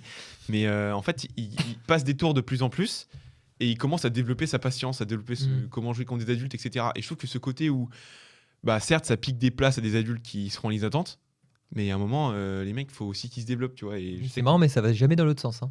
Je sais pas si vous avez remarqué, mais un jeune qui est un peu fou et qui essaye de tout accélérer, en général, on se pose toujours un moment avec le temps et ça arrive jamais que quelqu'un est archi posé et en fait se met à devenir fou sur le terrain, quoi. Ouais, Enfin, parce je que sais c'est pas, impossible. mais moi j'ai jamais De vu, toute quoi. façon, en général, plus tu augmentes en niveau, logiquement, plus tu te rends compte qu'il faut. Et plus tu te poses. Oui, économiser, plus tu parce que quand tu Oui, dépenses plus tu ton comprends énergie, tous les aspects du jeu et tout, donc ça paraît pas très logique d'avoir. Ou alors c'est que tu régresses, quoi. Et que du coup, tu bouges plus, du coup, tu tentes des dingueries, quoi. Mais Même Et- regarde l'exemple typique Lindan. ouais, Lindan, c'est c'était clair. un jeu qui était archi explosif, archi total agressif. Enfin, il faisait Ouais. tellement mal. Et en fait, son jeu s'est tellement posé avec le temps. Ouais. bah, quand Ouais, il je veux Avec dire, l'âge aussi. Ouais. Bah ouais, avec l'âge, forcément. Oui, aussi avec le. Parce que du coup, là, bah, c'est un peu le dernier mur que tu rencontres quand tu passes vétéran. Quoi. Mais là où il était le meilleur, c'était peut-être entre les deux. Ah, je sais pas. Peut-être entre les deux, hein. Je sais pas. Bah, moi, en Ouais, tout il cas, était là où fort à je toutes les préfère, moi, je périodes, préfère ça. le voir, c'est à la fin. Moi, je trouvais ça trop, Ah ouais trop smooth, ce genre. Mais parce qu'à la fin, en fait, t'es encore plus impressionné dans le sens où il a plus la stamina qu'il avait avant, Mm. il a plus toutes les capacités physiques qu'il avait avant, et pourtant, il est toujours aussi fort. Ouais. Ouais. C'est ça qui est ouf. Quand tu vois des mecs comme Shu Tianchen actuellement, moi, c'est trop kiffant avoir joué un mec de 34 ans. Le mec, il fait 34 piges, il fait tous les tournois du World Tour. Ouais. Il est à 50 S'arrête victoires jamais. en 2020. Lui, Il pour le s'arrête coup, jamais, ce physiquement- mec. Pour le coup, lui, physiquement, c'est. Il est fou. Il est fou. Et il a même pas de coach c'est sur sa chaise. C'est sa physio qui sourit à chaque Il y point. a peut-être une raison, du coup. Mais je sais pas. Non, mais tu vois, le mec a Oui, une je me demande longévité du de fou coup, furieux. justement ce qu'on parlait tout à l'heure, genre comment il s'entraîne. Enfin, genre en mode, vu qu'il joue toutes Ouais, les c'est un semaines, truc de fou. genre est-ce qu'il s'entraîne, tu vois, enfin, comment il s'entraîne Parce qu'il doit forcément être mort à des moments. Donc, enfin, Ouais, il arrive à enchaîner en plus. ouais, C'est ça qui est dingue. Mais ouais, ce premier, déjà, là, Premier passage avec adulte. cette réponse-là, j'espère qu'on peut aider du monde. Parce que, je veux dire, vous pourrez gagner du temps, quoi. Si vous vous posez le plus vite possible, vous allez pouvoir gagner beaucoup de temps, quoi. Faites des dégagements. Parce que Ouais. ce mur-là, c'est un mur de patience. Et pour l'instant, il n'y a rien qui m'a prouvé le contraire. J'ai rien vu d'autre que juste un mur qu'on se prend quand on arrive à l'âge adulte parce que on découvre ce que c'est que la construction du point. Ouais, c'est ça. On se dit, tiens, il y a une construction, après, je peux construire mon Pour point. moi, ce mur, il arrive un peu après. Pour moi, le premier mur, c'est vraiment. Quand t'arrives en senior, pour moi, Ouais. c'est vraiment la taille. Oui, Et genre, Ouais. ouais, tu peux patient ou pas, en fait, juste t'arrives pas à faire un dégagement. Oui. donc, Ouais, la puissance. Mais Ouais, tu peux après, même pas être pour moi, patient. pour moi, ouais, voilà, c'est ça. Pour moi, le truc de la patience, ça arrive un peu après, tu sais, quand t'es junior, que niveau taille, bon, t'arrives quand même un peu à être au niveau des adultes. Et que là, par contre, ouais, t'es trop fou et tu veux tenter des trucs de fou. Mais en soi, c'est bien comme ça, parce que genre en mode, du coup, quand t'es jeune, c'est comme ça qu'on crée des mecs super techniques aussi, c'est que au début, ça marche de faire des trucs de fou, des feintes et tout. Du coup, Mais les le mecs, nombre ils développent leur technique de fou. Et après, là, c'est mieux dans ce sens où après, vu que tu as la technique déjà, là, tu développes l'intelligence de jeu. Et parce qu'en fait, si dès le début, on leur met intelligence de jeu trop tôt, ça se trouve, ils développent pas autant leur technique. Du coup, Ouais.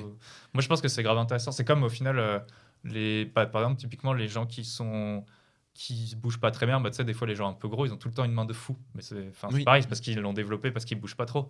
Mais du coup, Mhm. c'est comme pour un petit, au début, il Un développe. petit qui a une parce que- croissance tardive. Bah ouais, il va développer. Souvent, justement, les petits, ils ont des mains de ouf aussi, en jeune. Plus que les mecs qui sont grave grands. Parce qu'ils sont obligés d'avoir cette main Bah oui, non, mais pour c'est faire ça. la Mais différence. du coup, Moi, ça c'est m'a aidé, stylé ça. de l'avoir dans ce sens. Et après, tu grandis, du coup, tu captes. Et là, tu as une bonne main En et fait, tu peux utiliser tout. Ouais, c'est ça. En fait, ils créent leur premier. En fait, c'est ça. C'est dans dans le développement d'un joueur, tu crées tes premières armes par Ouais. rapport à ce qui te tombe sous la main.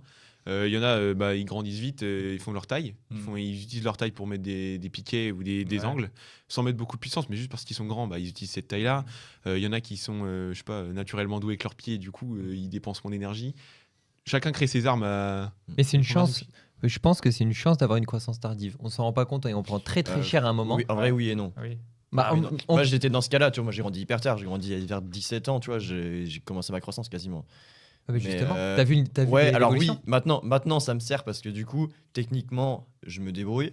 Parce que bah, du coup, j'étais obligé, en fait. J'étais plus petit que tous les Et autres voilà. pendant toute ma jeunesse. Bah, c'est Du dur. coup, maintenant que j'arrive à avoir un smash, bah, j'ai la technique plus le Mhm. smash.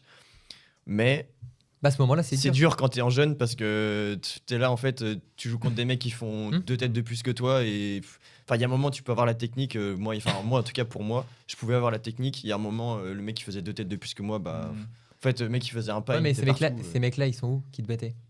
Bah, en fait, ils ont été pris au pôle et pas moi. Du coup, ils sont meilleurs que Non, moi. mais moi, maintenant. justement, tu vois, par rapport à ça, je me pose toujours la question de intéressant. si j'étais entraîneur, est-ce que j'essayerais, enfin, sur des joueurs de peut-être 12-13 ans, est-ce que j'essayerais de leur enseigner vite un peu le jeu de senior, genre patient et tout, quitte à ce qu'ils soient moins forts. Mais du coup, le problème, c'est que s'ils sont moins forts, ils vont potentiellement, comme tu dis, pas être pris sur l'épaule et Mhm. tout. Et même perdre plaisir, perdre confiance et tout. Tu vois, est-ce qu'il vaut mieux pas ne pas leur enseigner au début et du coup les laisser, comme on disait, bah, Gagner en jeune. gagner en jeune en jouant un jeu de jeunes et après tu leur apprends le jeu senior? Ou est-ce que peut-être à un moment, si tu veux créer vraiment un. Enfin, essayer de faire un joueur trop fort, de lui apprendre direct les trucs, mais du coup, peut-être que tu vas perdre dans. Mais pour moi, au pôle, tu vois, il y a trop ce truc de on prend les meilleurs. Ouais. Alors que, tu vois, je trouve qu'on Bah, après, pourrait, il y aurait beaucoup plus de- voir, là, en fait, aussi au niveau de la croissance. C'est-à-dire que Mhm. tu as des joueurs, quand ils sont jeunes, ils sont forts parce que en fait, leur taille leur donne un trop gros avantage. Mhm. Et en fait, tu te rends compte qu'au fur et à mesure du temps, bah, en fait, peut-être que ces gens qui étaient petits avant, en grandissant, bah, ils rattrapent leur retard, mais en fait, ils peuvent pas assez le rattraper parce que le mec, il s'est entraîné Oui, deux fois pendant plus 2-3 ans, 20 heures par semaine. Toi, tu as eu tes 2 entraînements par semaine, quoi. Ouais, c'est sûr. Pour Mais, revenir mais là, ça deviendrait subjectif. Parce qu'en fait, ça reviendrait à dire il faut que l'entraîneur choisisse la personne en fonction de son potentiel. Ouais, Et donc, mais en fait, oui, je suis d'accord aussi. c'est plus compliqué. Donc là, en fait, c'est C'est beaucoup déjà plus le cas. contestable. Oui, bah, c'est Bah, déjà le en cas, vrai, mais il y a le côté niveau aussi, oui, non, que tu peux pas nier. Il y a le côté niveau que tu peux pas Oui, nier. non, mais après, c'est pas prendre le plus petit parce qu'il est plus petit, tu vois. Bah, Oui. peut-être Mais que. Par c'est contre, faire attention à ça, tu vois. Bah, faire après, c'est attention tout à la. ouais, mais par au contre, je pense potentiel de que. croissance. le travail de sélection pense des que entraîneurs, quoi. C'est Ouais. c'est dur, quoi. Oui, mais c'est ça, en fait, c'est c'est dans- subjectif, en fait, comme pour- tu dis, mais oui, c'est il faut clair, en essayer fait, c'est de le travail prendre un peu de d'entraîneur, en tout, fait. ouais. Pour revenir sur la taille, moi ça m'a créé un peu de difficulté. Enfin, je sais pas comment expliquer, mais en gros, j'étais comme toi jusqu'à la seconde, j'étais pas très grand, je faisais 1m60 et quelques. Mm. Et j'ai pris genre 20 cm en un an. Au final, je fais 1m92, mais j'ai pas créé d'armes au fond de cours. Ouais. Et je me retrouve à avoir deux lacunes, c'est-à-dire que je trouve que j'ai un meilleur filet qui a un meilleur fond de cours. Sauf que quand je vais au filet, je commit énormément parce qu'avec mon poids et avec ma taille, bah, j'ai du mal à repartir vite, à être Ok. dynamique. Sauf que du coup, derrière, quand je suis en retard au fond, bah, j'ai pas d'armes. Mon smash, il est bien parce que j'arrive à intercepter, mais ça marchait jusqu'à du D7. Là, j'arrive dans le R6, presque R5 bientôt. Mes interceptions, elles passent plus autant parce que du coup, ça défend. Donc, t'es sur un nouveau mur, là. Ouais, bah là, en vrai, bah après, là, mon mur, c'est les blessures, évidemment. Parce que l'année dernière, ça marchait et jusqu'à. Tu vois, avec ma taille, j'arrivais. Parce qu'en fait, avec ma taille à Beauvais, j'arrivais à mettre des bons piquets quand même et ça passait souvent, tu sais, les piquets droits long de ligne. Ça, c'était une arme que j'avais développée parce que justement, avec ma taille, j'étais obligé de m'adapter. Sauf que je préfère jouer au filet. Sauf que bah, je suis obligé d'être grand. Vu que je suis grand, je peux pas avoir un jeu qui se développe au filet. Quand tu vois les mecs qui jouent contre Axelsen, quand ils gagnent le filet, ils gagnent le match. Oui. Tu perds le filet contre Axelsen, t'as perdu parce que d'ores et déjà, t'as déjà perdu le fond de cours contre Ouais. Axelsen. Du coup, c'est pour ça. Voilà, là, j'ai un double mur, la blessure et le fait de développer un jeu de fond de cours. Parce que je suis plus aussi dangereux qu'avant au fond de cours. Ok. Et comment du coup, t'arrives à. Enfin, quels sont les trucs que tu mets en place Bah là, actuellement, je peux pas m'entraîner. pour dépasser Mais Bah, ouais, enfin, si. Par exemple, ton jeu au fond de cours, comment tu. je pense que Comment tu déjà, fais je pense que je reculerai ma base.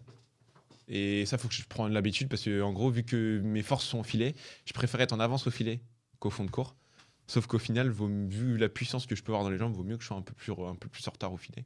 Puisque j'ai développé déjà une main qui était un peu meilleure que celle au fond. Voilà. Justement, Après, c'est peut-être est-ce aussi que une arme, hein, de. est-ce que t'as pas le risque de perdre ça Ouais.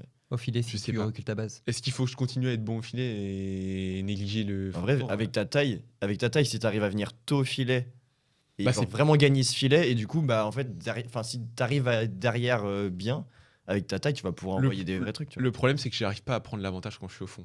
Alors que normalement, quand tu vois tous les mecs grands qui sont au fond, ils arrivent à Après, prendre l'avantage.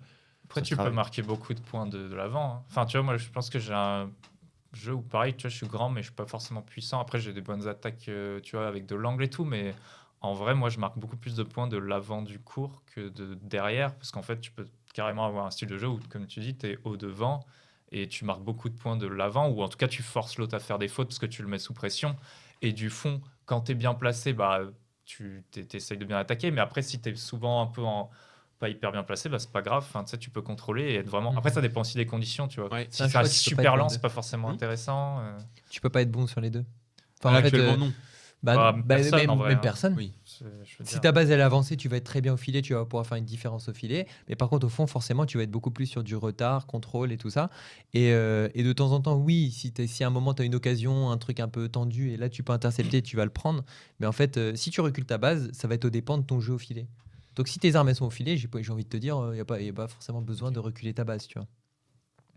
Moi, c'est pareil, hein. Du fond, j'ai pas beaucoup d'impact, mais moi, ma base, elle est avancée et je l'accepte. Mhm.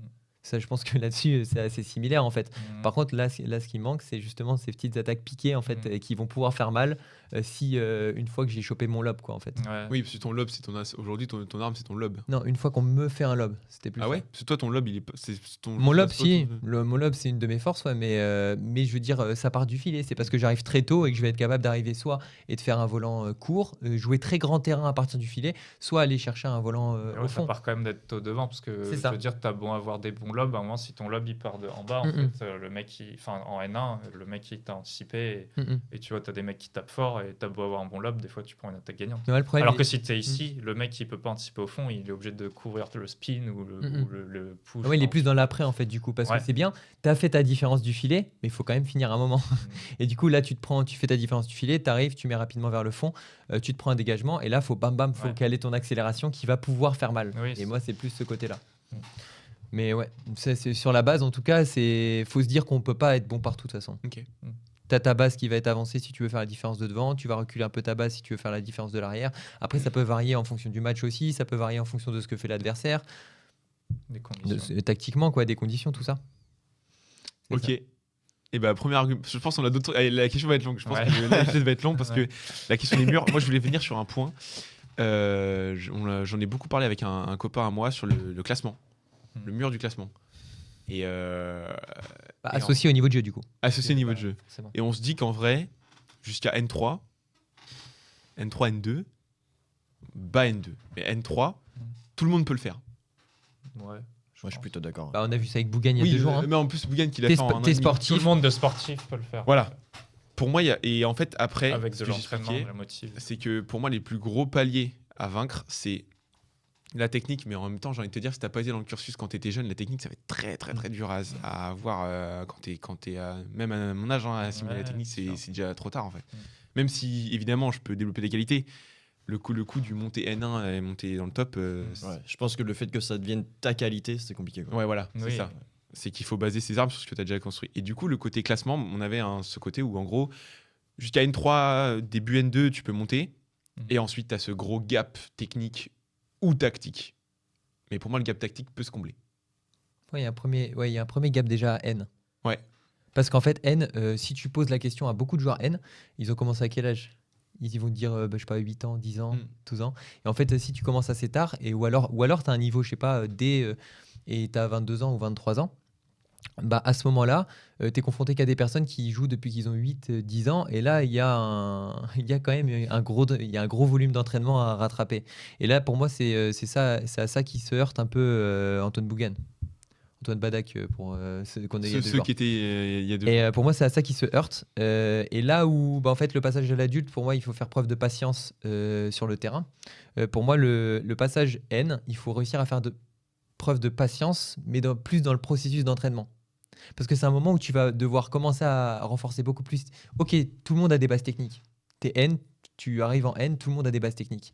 Par contre, là, c'est là que tu vas commencer à rentrer plus sur du détail, tu vas plus commencer à rentrer sur un peu de l'optimisation, et tu vas devoir quand même apprendre des gros fondamentaux tactiques, des gros fondamentaux techniques vraiment affûtés. Et là, pour moi, le processus d'entraînement, tu peux, grosso modo, tu peux speedrun jusqu'à N, mais après, là, bim, tu te prends un mur, et là, tu vas devoir faire preuve de patience à l'entraînement. Oui, et puis au-delà de ça, surtout si tu as commencé tard, il faut aussi savoir bien s'entraîner. Enfin, genre, Intelligemment. apprendre à s'entraîner intelligemment, avoir des bons partenaires. C'est pas facile parce que même si tu veux travailler et que t'as la relance en face, elle est pourrie, bah, même à tout niveau, si t'as moins fort que toi en face, bah, et que la relance elle va pas, c'est compliqué. Enfin, je veux dire, T'as moins ces problèmes avant, ouais. puis il faut un bon coach ou alors faut être très Mhm. capable de voir tout soi-même, mais c'est pas facile, surtout si tu commences tard. Bah, en fait, coach, faut avoir des personnes en face. Il faut avoir de la compétence technique en face pour pouvoir apprendre aussi techniquement. Et là, tu rentres plus dans un entraînement beaucoup plus intelligent. Ouais. Ouais, en fait, je pense qu'il y a un côté où quand tu arrives à un certain palier, N2, N3, tu es obligé après d'investir un peu plus Ouais, c'est sûr. pour progresser. Tu peux pas rester indéfiniment. Quand on parlait des joueurs N1, dans notre podcast, il devait avoir toujours des joueurs à affronter qui avaient le même niveau. Bah, tu peux pas te permettre de rester dans un club où il n'y a pas d'adversité si tu veux continuer à monter. Ça Bah, me paraît N1, c'est encore compliqué. un autre mur. Pour Oui. moi. Ouais. C'est, Bah, je pense que là, il y a N et N1. Oui. je sais pas bien combien il y a sûr. de N1, peut-être 120 ou 130, un truc comme ça. Mm. Je pense que tous les joueurs N1, ils ont soit tous commencé tôt, Mm. soit ils ont tous au moins une structure d'entraînement où ils peuvent s'entraîner correctement plusieurs fois par semaine, voire tous les jours, quoi, je pense. Parce qu'il y a N où il faut commencer à s'entraîner intelligemment. Et ensuite, il y a N1. Et là, pour être un bon N1, je pense que j'étais confronté à ce mur là pendant 4 ans. Là. Pour être un bon N1, ok, tu peux être top 60, top 50. Mais parce que justement, j'ai eu un parcours avant, un long parcours. Ouais. Quoi. Mais pour réussir à être un bon N1, il faut réussir à trouver un volume d'entraînement. Tu peux pas en fait vraiment progresser au niveau N1 avec moins de, je sais pas, 5 heures par semaine. Quoi. Enfin, je dis ça comme ça, mais moins de 5 heures par semaine, c'est pas possible en fait. Ouais. Tu peux pas devenir un bon N1 parce que tu es forcément en confrontation avec des personnes qui sont dans encore des structures jeunes, dans des académies, dans des gens qui s'entraînent tous les soirs. Là, si vraiment tu as l'ambition d'avoir un bon niveau N1, il faut forcément que tu aies un volume d'entraînement. C'est impossible. Et toi, tu t'en es rendu compte finalement. Bah oui, et c'est pour ça que j'ai changé les choses dans ma vie aujourd'hui, parce que c'était juste pas possible. J'étais limité par ça, contre des mecs qui s'entraînaient 1 fois, 2 fois par jour. Ouais, tu maintenais un niveau 80. Ouais, tu dois au moins t'entraîner une fois par jour, quoi, 4 fois par semaine, quoi. Enfin, Ouais, c'est sûr. c'est le minimum. Ouais. Après, le niveau juste avant, c'est encore un mur. Genre, c'est le arrivé N1. Genre, pour moi, t'as jusqu'à N2 et après, Oui. être N1, là, c'est vraiment, genre, c'est autre chose, tu vois. Genre, tu peux monter rapidement jusqu'à N3, même N2 en vrai, assez rapidement. Et à partir pour moi, de N2, c'est la. Ouais, mais c'est N2, le N1, c'est encore possible de peut-être passer petit N1. En fait, ça sans dépend s'entraîner, tu vois. ça dépend du parcours. Je vois, il y a plein de genre, N1 qui. Nous, tu vois, en jeune, quand tu fais pôle France Mhm. et tout, le passé N1, c'était pas un mur. Non. Mais c'est quand tu commences plus tard ou que tu es hors structure ou que tu n'as pas une capacité d'entraînement élevée, ou des possibilités d'entraînement élevées, là, ouais, c'est plus un mur. Mais je trouve que, tu vois, pour moi, ou même toi, passer N1, ça n'a pas été un mur du tout. Mhm. Enfin, on est rentré au Pôle France, Oui. on est passé N1, quoi. Enfin, on était N1. On avait 18 ans. Enfin, je veux Oui, dire, on avait c'était- 17, 18 et on est passé N1 dans la saison où on y était peut-être déjà, je me souviens plus. Puis même les jeunes du département. Et je dis que pas passer N1, c'est une épreuve. Mais tu vois, pour toi, par exemple, Mathéo, ça a été. Pendant un moment, une semaine ou deux, on a été N1. Non, mais ça se note hein, quand même. on a Il y a eu les screens. t'as Non, été mais N1. t'as été N1. T'as été N1. Et je veux dire, t'as jamais eu un gros volume d'entraînement. Non. Mais t'as Ouais, été ça N1. se joue Donc ça là-dessus. montre qu'on peut devenir N1 quand Ah même. oui. Tu vois, mais c'est Ouais, juste après, devenir un c'était bon vraiment, N1. C'était le temps des réinscriptions. Enfin, c'est pas, Ouais, mais c'est pas vrai, non. Mais ça marche quand même. Mais tu c'est- rigoles ou quoi Mais c'est plus. Ah non, c'est pas vrai, non. Non, il y a eu on va marqué- savoir. Il y a des T'as gens eu qui N1, n'étaient pas encore inscrits. Et alors Il y avait marqué N1 ou pas Il y avait qu'un seul. Il y avait marqué N1 ou pas Ouais, mais non. Et ben voilà. c'est tout. Moi, C'est tout. pour moi, j'ai Mais pas ton été- profil, pour et moi, quand j'ai pas été quand N1. t'es pas inscrit, il disparaît pas. Hein. Donc on était juste N1 à ce moment-là. Bah, il y a un Donc, truc. non. Il y a un truc Non, mais pourquoi, c'est qu'en pendant gros- une non, ou mais deux c'est semaines, qu'en- on était. En fait, il y non, avait, oui, il y avait un truc de point. Il y a un Ah truc de oui. point. Oui, je suis Oui, d'accord. mais après, Mais en même temps, mais là, on n'est pas loin du N1. Hein. C'est juste Non, qu'on en a vrai, on est pas si reperdu loin. un peu En vrai, on est de pas si points. loin. On a, Mais on ça a fait juste quand perdu un même, peu tu vois, de ça points. pense que- Ouais, mais après, tu vois, par exemple, quand on a commencé à jouer ensemble, j'étais R5. Oui. Je suis monté en 1 an et demi, en gros, N2. Mais avec combien d'heures Et après, de volume avec un entraînement par semaine. Voilà. Ben non, mais ça prouve qu'en fait, on peut passer N1 avec Un entraînement et pas de jeu libre. Si, Si, un du jeu libre. entraînement et du jeu Mais libre. je veux dire, ça prouve qu'avec 5 heures ou moins d'entraînement de bad, on peut passer N1. En double. Ou Ouais. presque N1. Pour moi, ensemble, c'est pas le cas. Pour moi, ensemble, c'est pas le cas. En double, oui, pas Je ensemble. sais pas. Peut-être, ouais. Moi, je pense c'est que différent. peut-être pense vraiment qu'en ouais, c'est double, peut-être différent, ouais. possible, mais. en simple, Le pour truc, moi, c'est qu'en double, t'es obligé de jouer avec un mec qui enfin, Mhm. moi, en fait, j'étais R5. Si j'avais pas mis 1 an et demi à monter N2, si je jouais avec un mec qui à chaque fois avait mon niveau, enfin, avec mon niveau Ça de a mis plus de classement, temps. je jouais R5 et après R4. C'est ça. Enfin, ouais, ça aurait pris trop de temps. Ça dépend de ton équipe d'interclub aussi. Enfin, surtout en double. Hein. C'est un peu ça. Hein. Ouais, il y a des points à se Ouais, faire il y a ça partout au aussi, final. Hein. Mhm. Quand tu vois les points que tu peux te Ouais. faire en National 3. Mais en tout cas, oui, il y a quand Oui. même un vrai step pour devenir un bon N1. Enfin, un bon N1, ça veut dire pas dans les dernières places du N1. À ce moment-là, il faut du volume. Et pour moi, il y a un deuxième truc sur la tactique, sur le sens tactique. Ouais, bah, ça revient à ce qu'on disait avant, hein, être plus patient, tout. Enfin, Plus patient, mais il y a aussi le côté compréhension tactique. oui, bah, compréhension Euh, du jeu, utiliser les zones qu'il faut. Bah, après, moi, je trouve que ça revient beaucoup, beaucoup à la patience. Enfin, tu sais, être capable d'utiliser le centre, utiliser les zones loin du fil. Enfin, tu vois, nous, on dit between et toi, jouer in between. Enfin, je sais pas si vous le dites ou pas trop. Non. C'est genre, c'est jouer mi-court, quoi. Enfin, tu sais, Ok. c'est pas, En tu gros, joues pas au tu filet. joues pas au filet très proche du filet, tu joues au filet au niveau de la ligne, juste peu après la ligne après de la service. ligne. Oui, service, parce que au moins. vu qu'il y a de la vitesse, du coup, ça va renvoyer souvent. L'autre peut moins te fixer, à moins de Ouais. temps pour te fixer, il peut pas spinner. Enfin, Il ou peut alors, pas faut te vraiment mettre qu'il te vrai- lâche un spin de fou. Et même mais... s'il le fait, tu as du temps Et pour y si aller. tu donc, le fais, ouais. t'as le temps et Ok. il te donne le fil. Et du coup, c'est tous des trucs comme ça. Mais en vrai, si t'as pas un bon entraînement ou un bon entraîneur, tu les apprends pas en vrai. Enfin, parce que En fait, c'est c'est des la trucs qui compréhension. sont difficiles de comprendre tout seul en vrai. Pour moi, c'est un peu genre le côté les lots d'échecs. Tu sais, t'as des mecs qui sont forts aux échecs parce qu'ils prévoient 8 coups à l'avance, mais le mec au-dessus, il prévoit 16 coups à l'avance. Mm. Et pour moi, ça revient Mm. vraiment à ça. Tu vois, c'est. T'as totalement raison. Bah, pour Bah, moi, 16 coups à l'avance, c'est dur, mais- au fil du temps, tu vois, il y a 130 N1, on va dire. Je crois qu'il y en a 130 ou 140. Attends, Ouais. Pour moi, un mec qui est genre top 60 français, il prévoit, allez, c'est une approximation, mais tu vois, il prévoit genre 4 coups, 5 coups à l'avance, tu vois. Voire plus. Je sais pas, Alexis, tu me diras Tu prévois combien de coups à l'avance, toi Un. Un coup à l'avance Voire deux. Voilà. Bah, en fait, pour moi, tu prévois pas. Tu prévois pas voilà, forcément. Tu prévois C'est pas juste tout à t'as- l'avance. t'as Alors, tes regarde, situations si de tu jeu. prévois un Mais t'as coup ton- à l'avance parce que tu as cette situation où les gens font souvent ça et du coup, tu as un coup de prévu à l'avance, mais tu prévois pas plus. En fait, c'est juste que tu joues un jeu qui fait que le mec, tu sais toujours un peu ce qu'il fait. Ouais, c'est toujours Mais son c'est- coup d'après. t'as pas Tu mets un plus. plan de jeu Ouais. sur les croyances que tu as. Enfin, sur tu sais, Ouais. le côté où tu prends des options. Mais on va pas au-delà du coup Oui, mais d'après. c'est pas la peine d'aller Ah ouais au-delà. Non, Personne va au-delà du coup d'après, vous pensez franchement. Peut-être deux.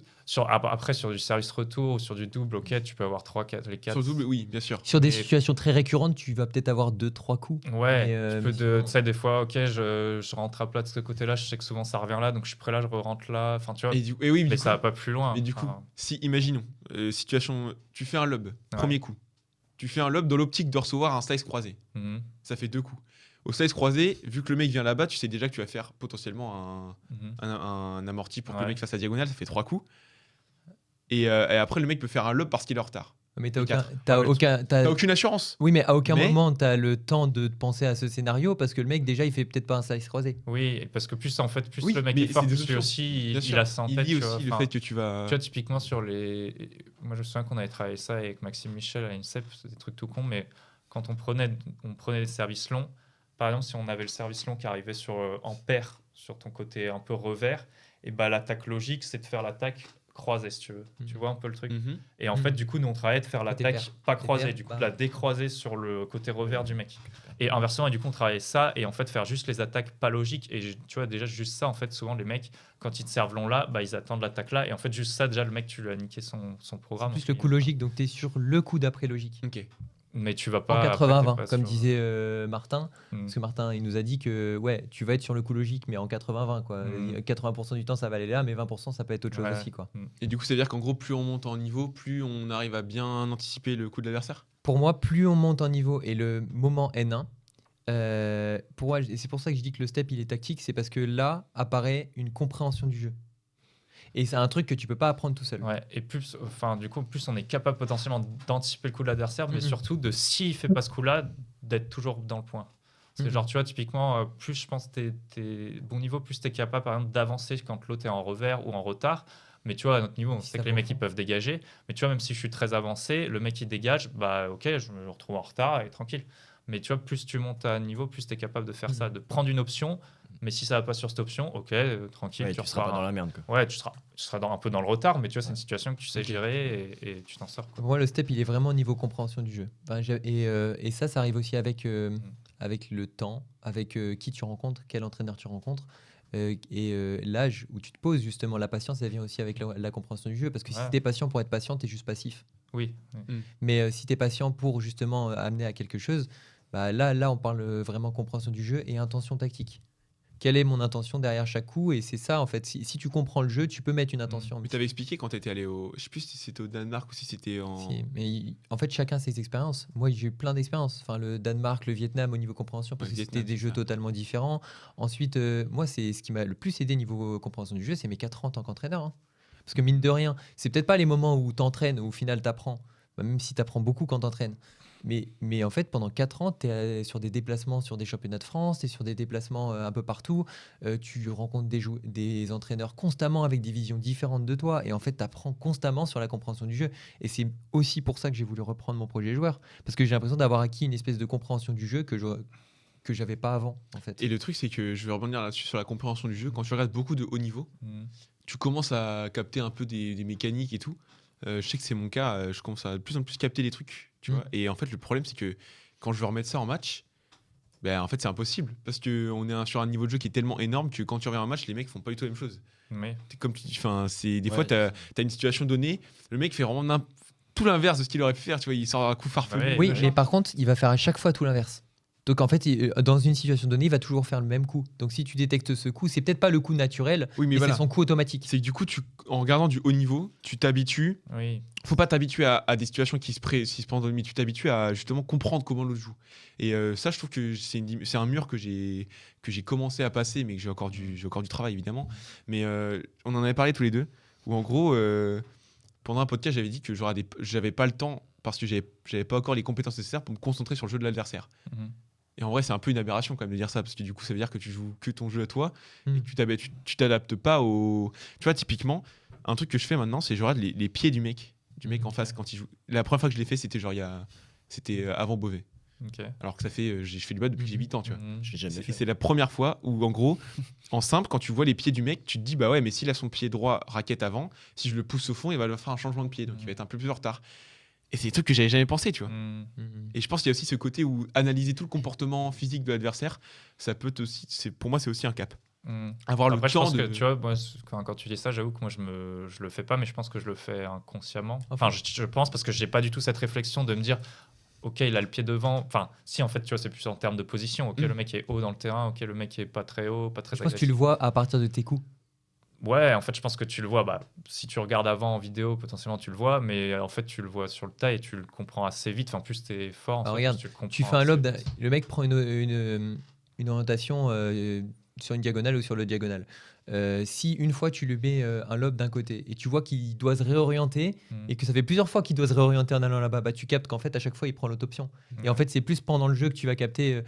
En vrai tu fais ton coup, tu regardes difficilement les pieds. Tu vas voir si le mec vraiment il avance au Oui. filet, si Oui. le mec vraiment il recule. Oui, c'est plus, Mais Après, je l'ai grosso poussé à modo. l'extrême là, mais oui, Oui. ouais, je veux complètement ce que tu veux dire. Et après, je voulais revenir sur ce que tu as dit là, faut faire gaffe à quand tu es patient, pas devenir passif. Je trouve que c'est Mhm. super important aussi de bien comprendre la différence entre, par exemple, défensif et passif. Parce que c'est pas du tout la même chose. Enfin, tu peux être défensif et agressif.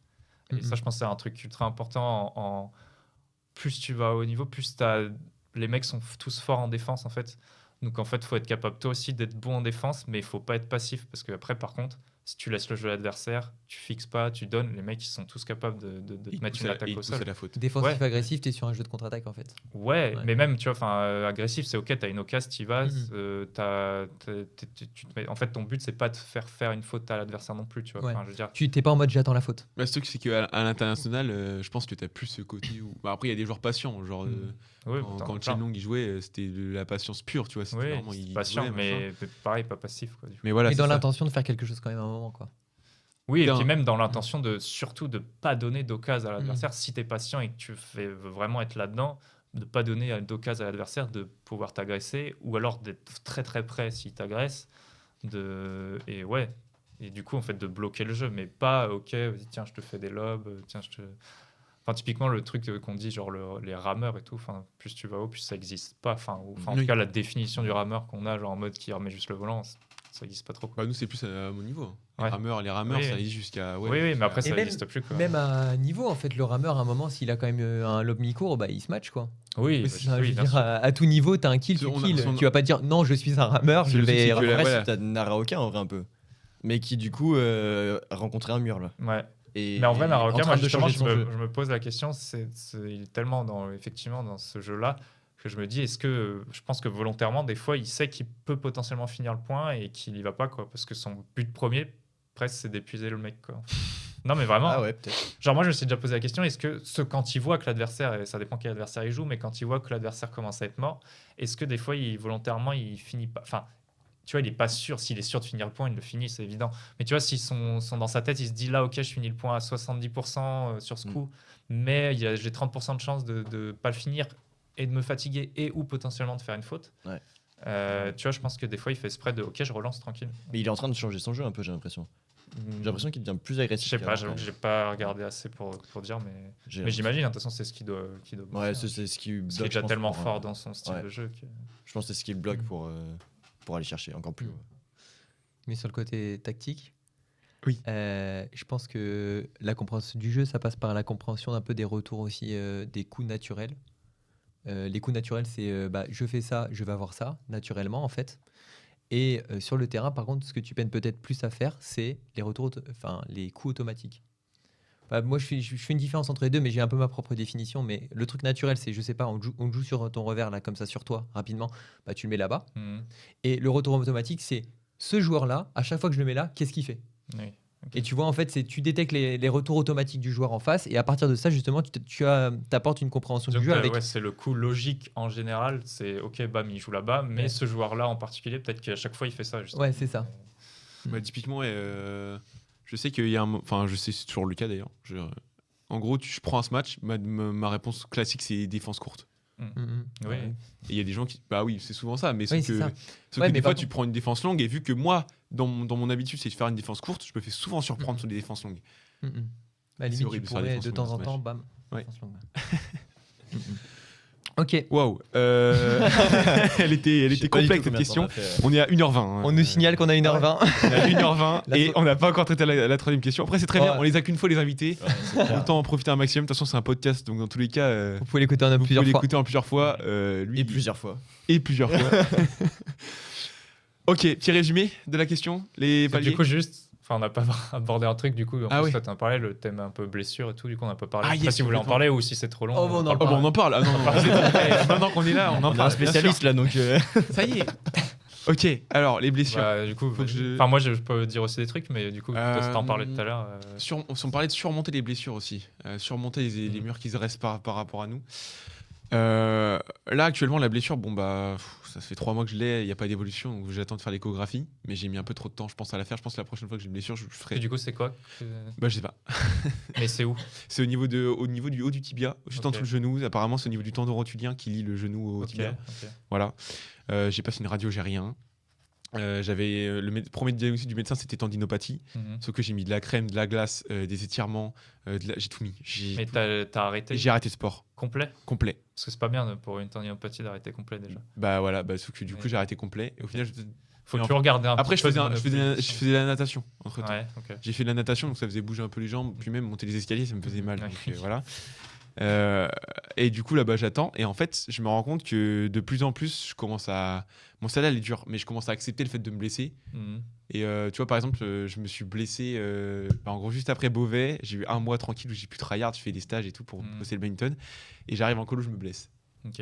et je me dis putain j'étais en super bonne forme, je me blesse et tout, ça fait chier. Donc au final là ça fait à peu près 4 mois que je suis à peu près blessé Mhm. et l'année dernière j'ai déjà une blessure. Et pour la surmonter, en fait, j'ai pris mon mal en patience et j'ai mis tout ce qu'il fallait pour la première fois pour vraiment revenir en forme. Ok. J'ai fait kiné, j'ai vraiment suivi les exos à la lettre parce que j'avais une hernie discale au niveau des lombaires. Ok.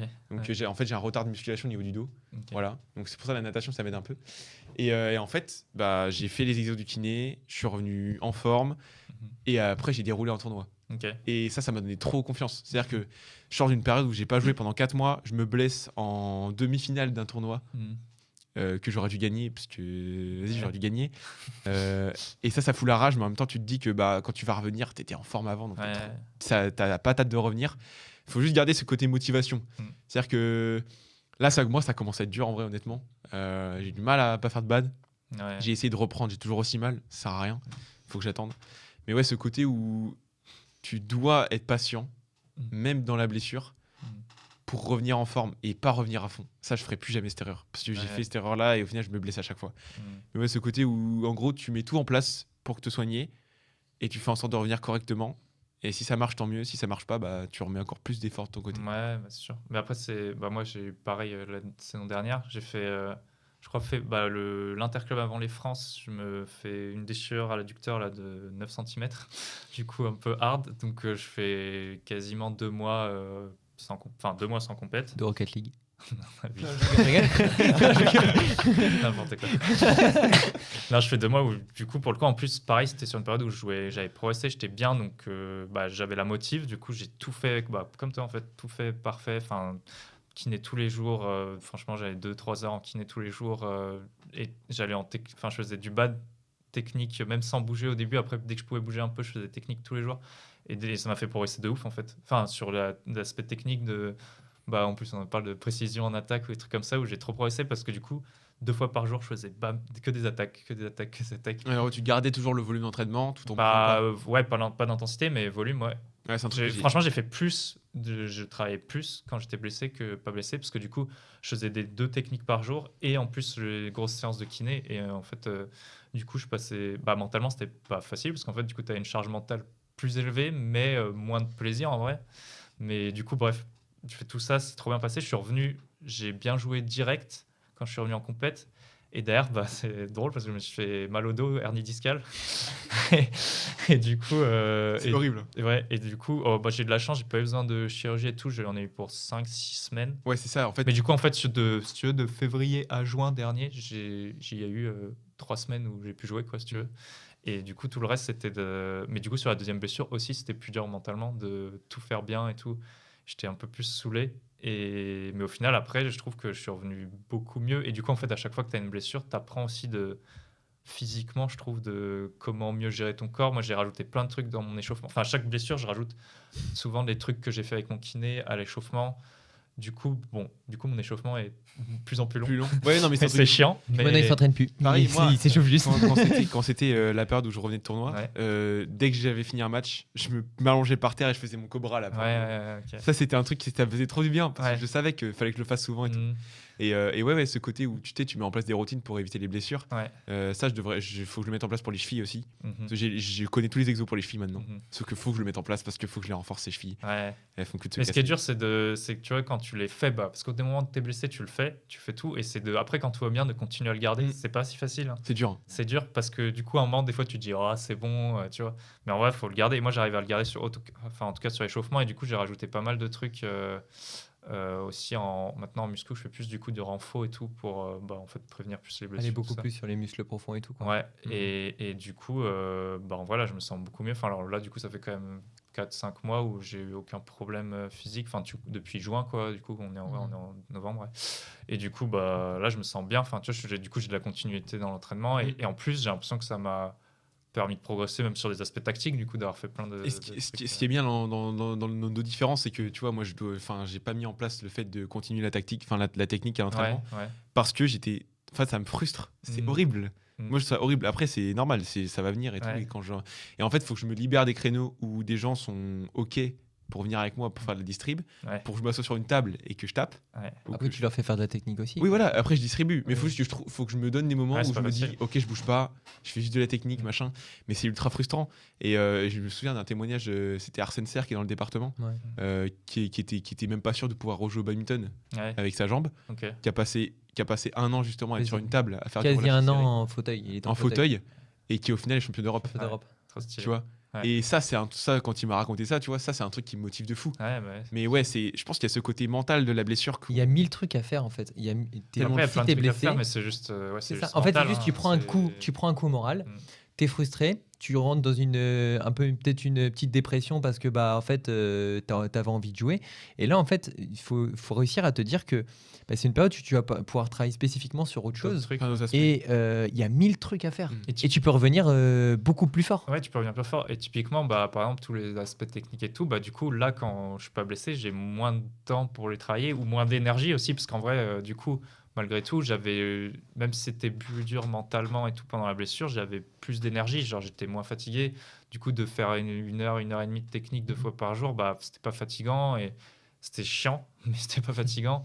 Et du coup, en fait, j'avais la possibilité de progresser. Alors que là, sur le coup, par exemple, sur l'aspect technique, bah, j'ai moins le temps. Enfin, tu vois, on s'entraîne normal. Du coup, c'est plus compliqué. Donc, au final, ça permet vraiment aussi des fois de travailler d'autres trucs, pour essayer sur des trucs que tu n'aurais pas fait. Essayer de voir ça comme une opportunité. Quoi. Ouais. T'es En fait, blessé c'est en comme bas, ça. tu fais le haut. T'es blessé en haut, tu fais le bas. Ouais, vu que je suis blessé, j'ai plus de temps pour aller les compètes, pour aller Ouais, des matchs, c'est ça. etc. Ouais, non, mais ça, Ouais, il y a plein de trucs à faire. Avant, le mardi soir, à l'entraînement. Ça, après, je vais essayer de revenir pour, en gros, je vais me trimballer. En gros, je serai distributeur.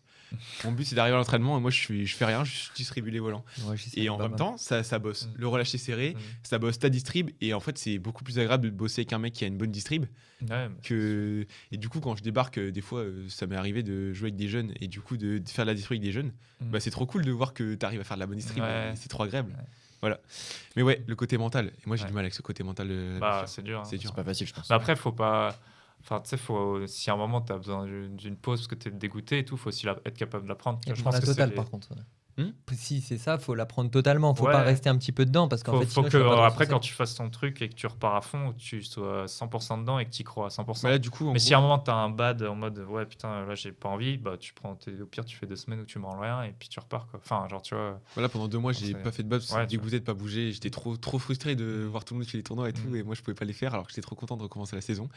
Mais j'ai commencé la natation à côté. Ok. Et ça, en vrai, parce que déjà, ça muscle le dos. Mm. Et là, les problèmes tu sais, de douleur au dos, je commence à plus les avoir du tout. Ok. Parce que je suis en train de. Je sais pas pourquoi. C'est normal, ça muscle le dos, la natation. Et ça me motive un peu, même si pour moi, c'est un sport. C'est horrible. Moi, j'adore la compétition, Ouais. j'adore l'adversité, être en face d'un mec et tout. Ouais. Là, le fait de nager contre moi-même, c'est Oui, horrible. oui. Et en même temps, ça bosse ma respiration, ça bosse tous mes mouvements de bras. Parce que n'empêche, j'ai du mal à passer le coude au-dessus. Mm. Sauf que quand tu fais la natation, bah, t'es obligé de monter un peu le Ouais. bras pour ça. Bref, il y a plein d'aspects que j'arrive à Ouais. retrouver dans la natation pour le bad. Bah, même niveau cardio. Même niveau cardio, Oui. si j'arrive à maintenir un cardio au niveau de la natation. Et Il y a voilà. 1000 trucs, voilà. Il y a plein de trucs à faire. Il y a 1000 Juste- trucs à faire que les les mettre en autres ne place. font pas, en fait, parce que les Oui, autres, enfin. ou ne font pas forcément, quoi. C'est ça, ça va te développer d'autres choses que les gens ne font pas forcément, quoi. Mm. Quand tu es sur une table et que tu fais ça, bah, quelqu'un qui serait pas blessé, il le ferait pas forcément, en fait. Mm. Pareil, juste pour finir, le rapport à la bouffe. Quand Mm. t'es blessé, il est différent.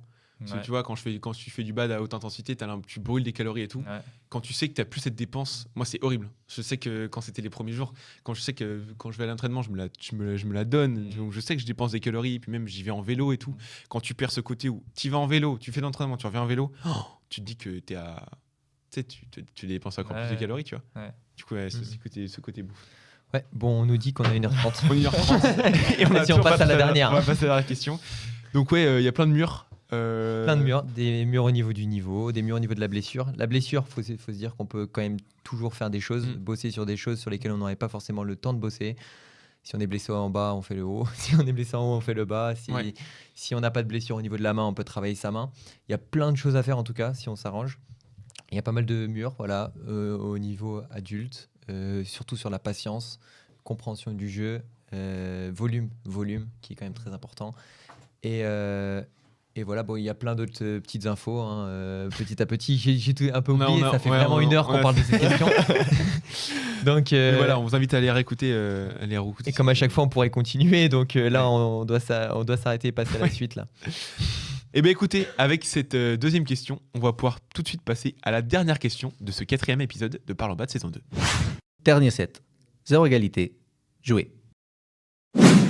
Alors, pour cette dernière question, enfin, on y arrive. Même si moi, je suis en train de prendre beaucoup de plaisir avec vous autour de cette table, mais il va falloir le finir cet épisode.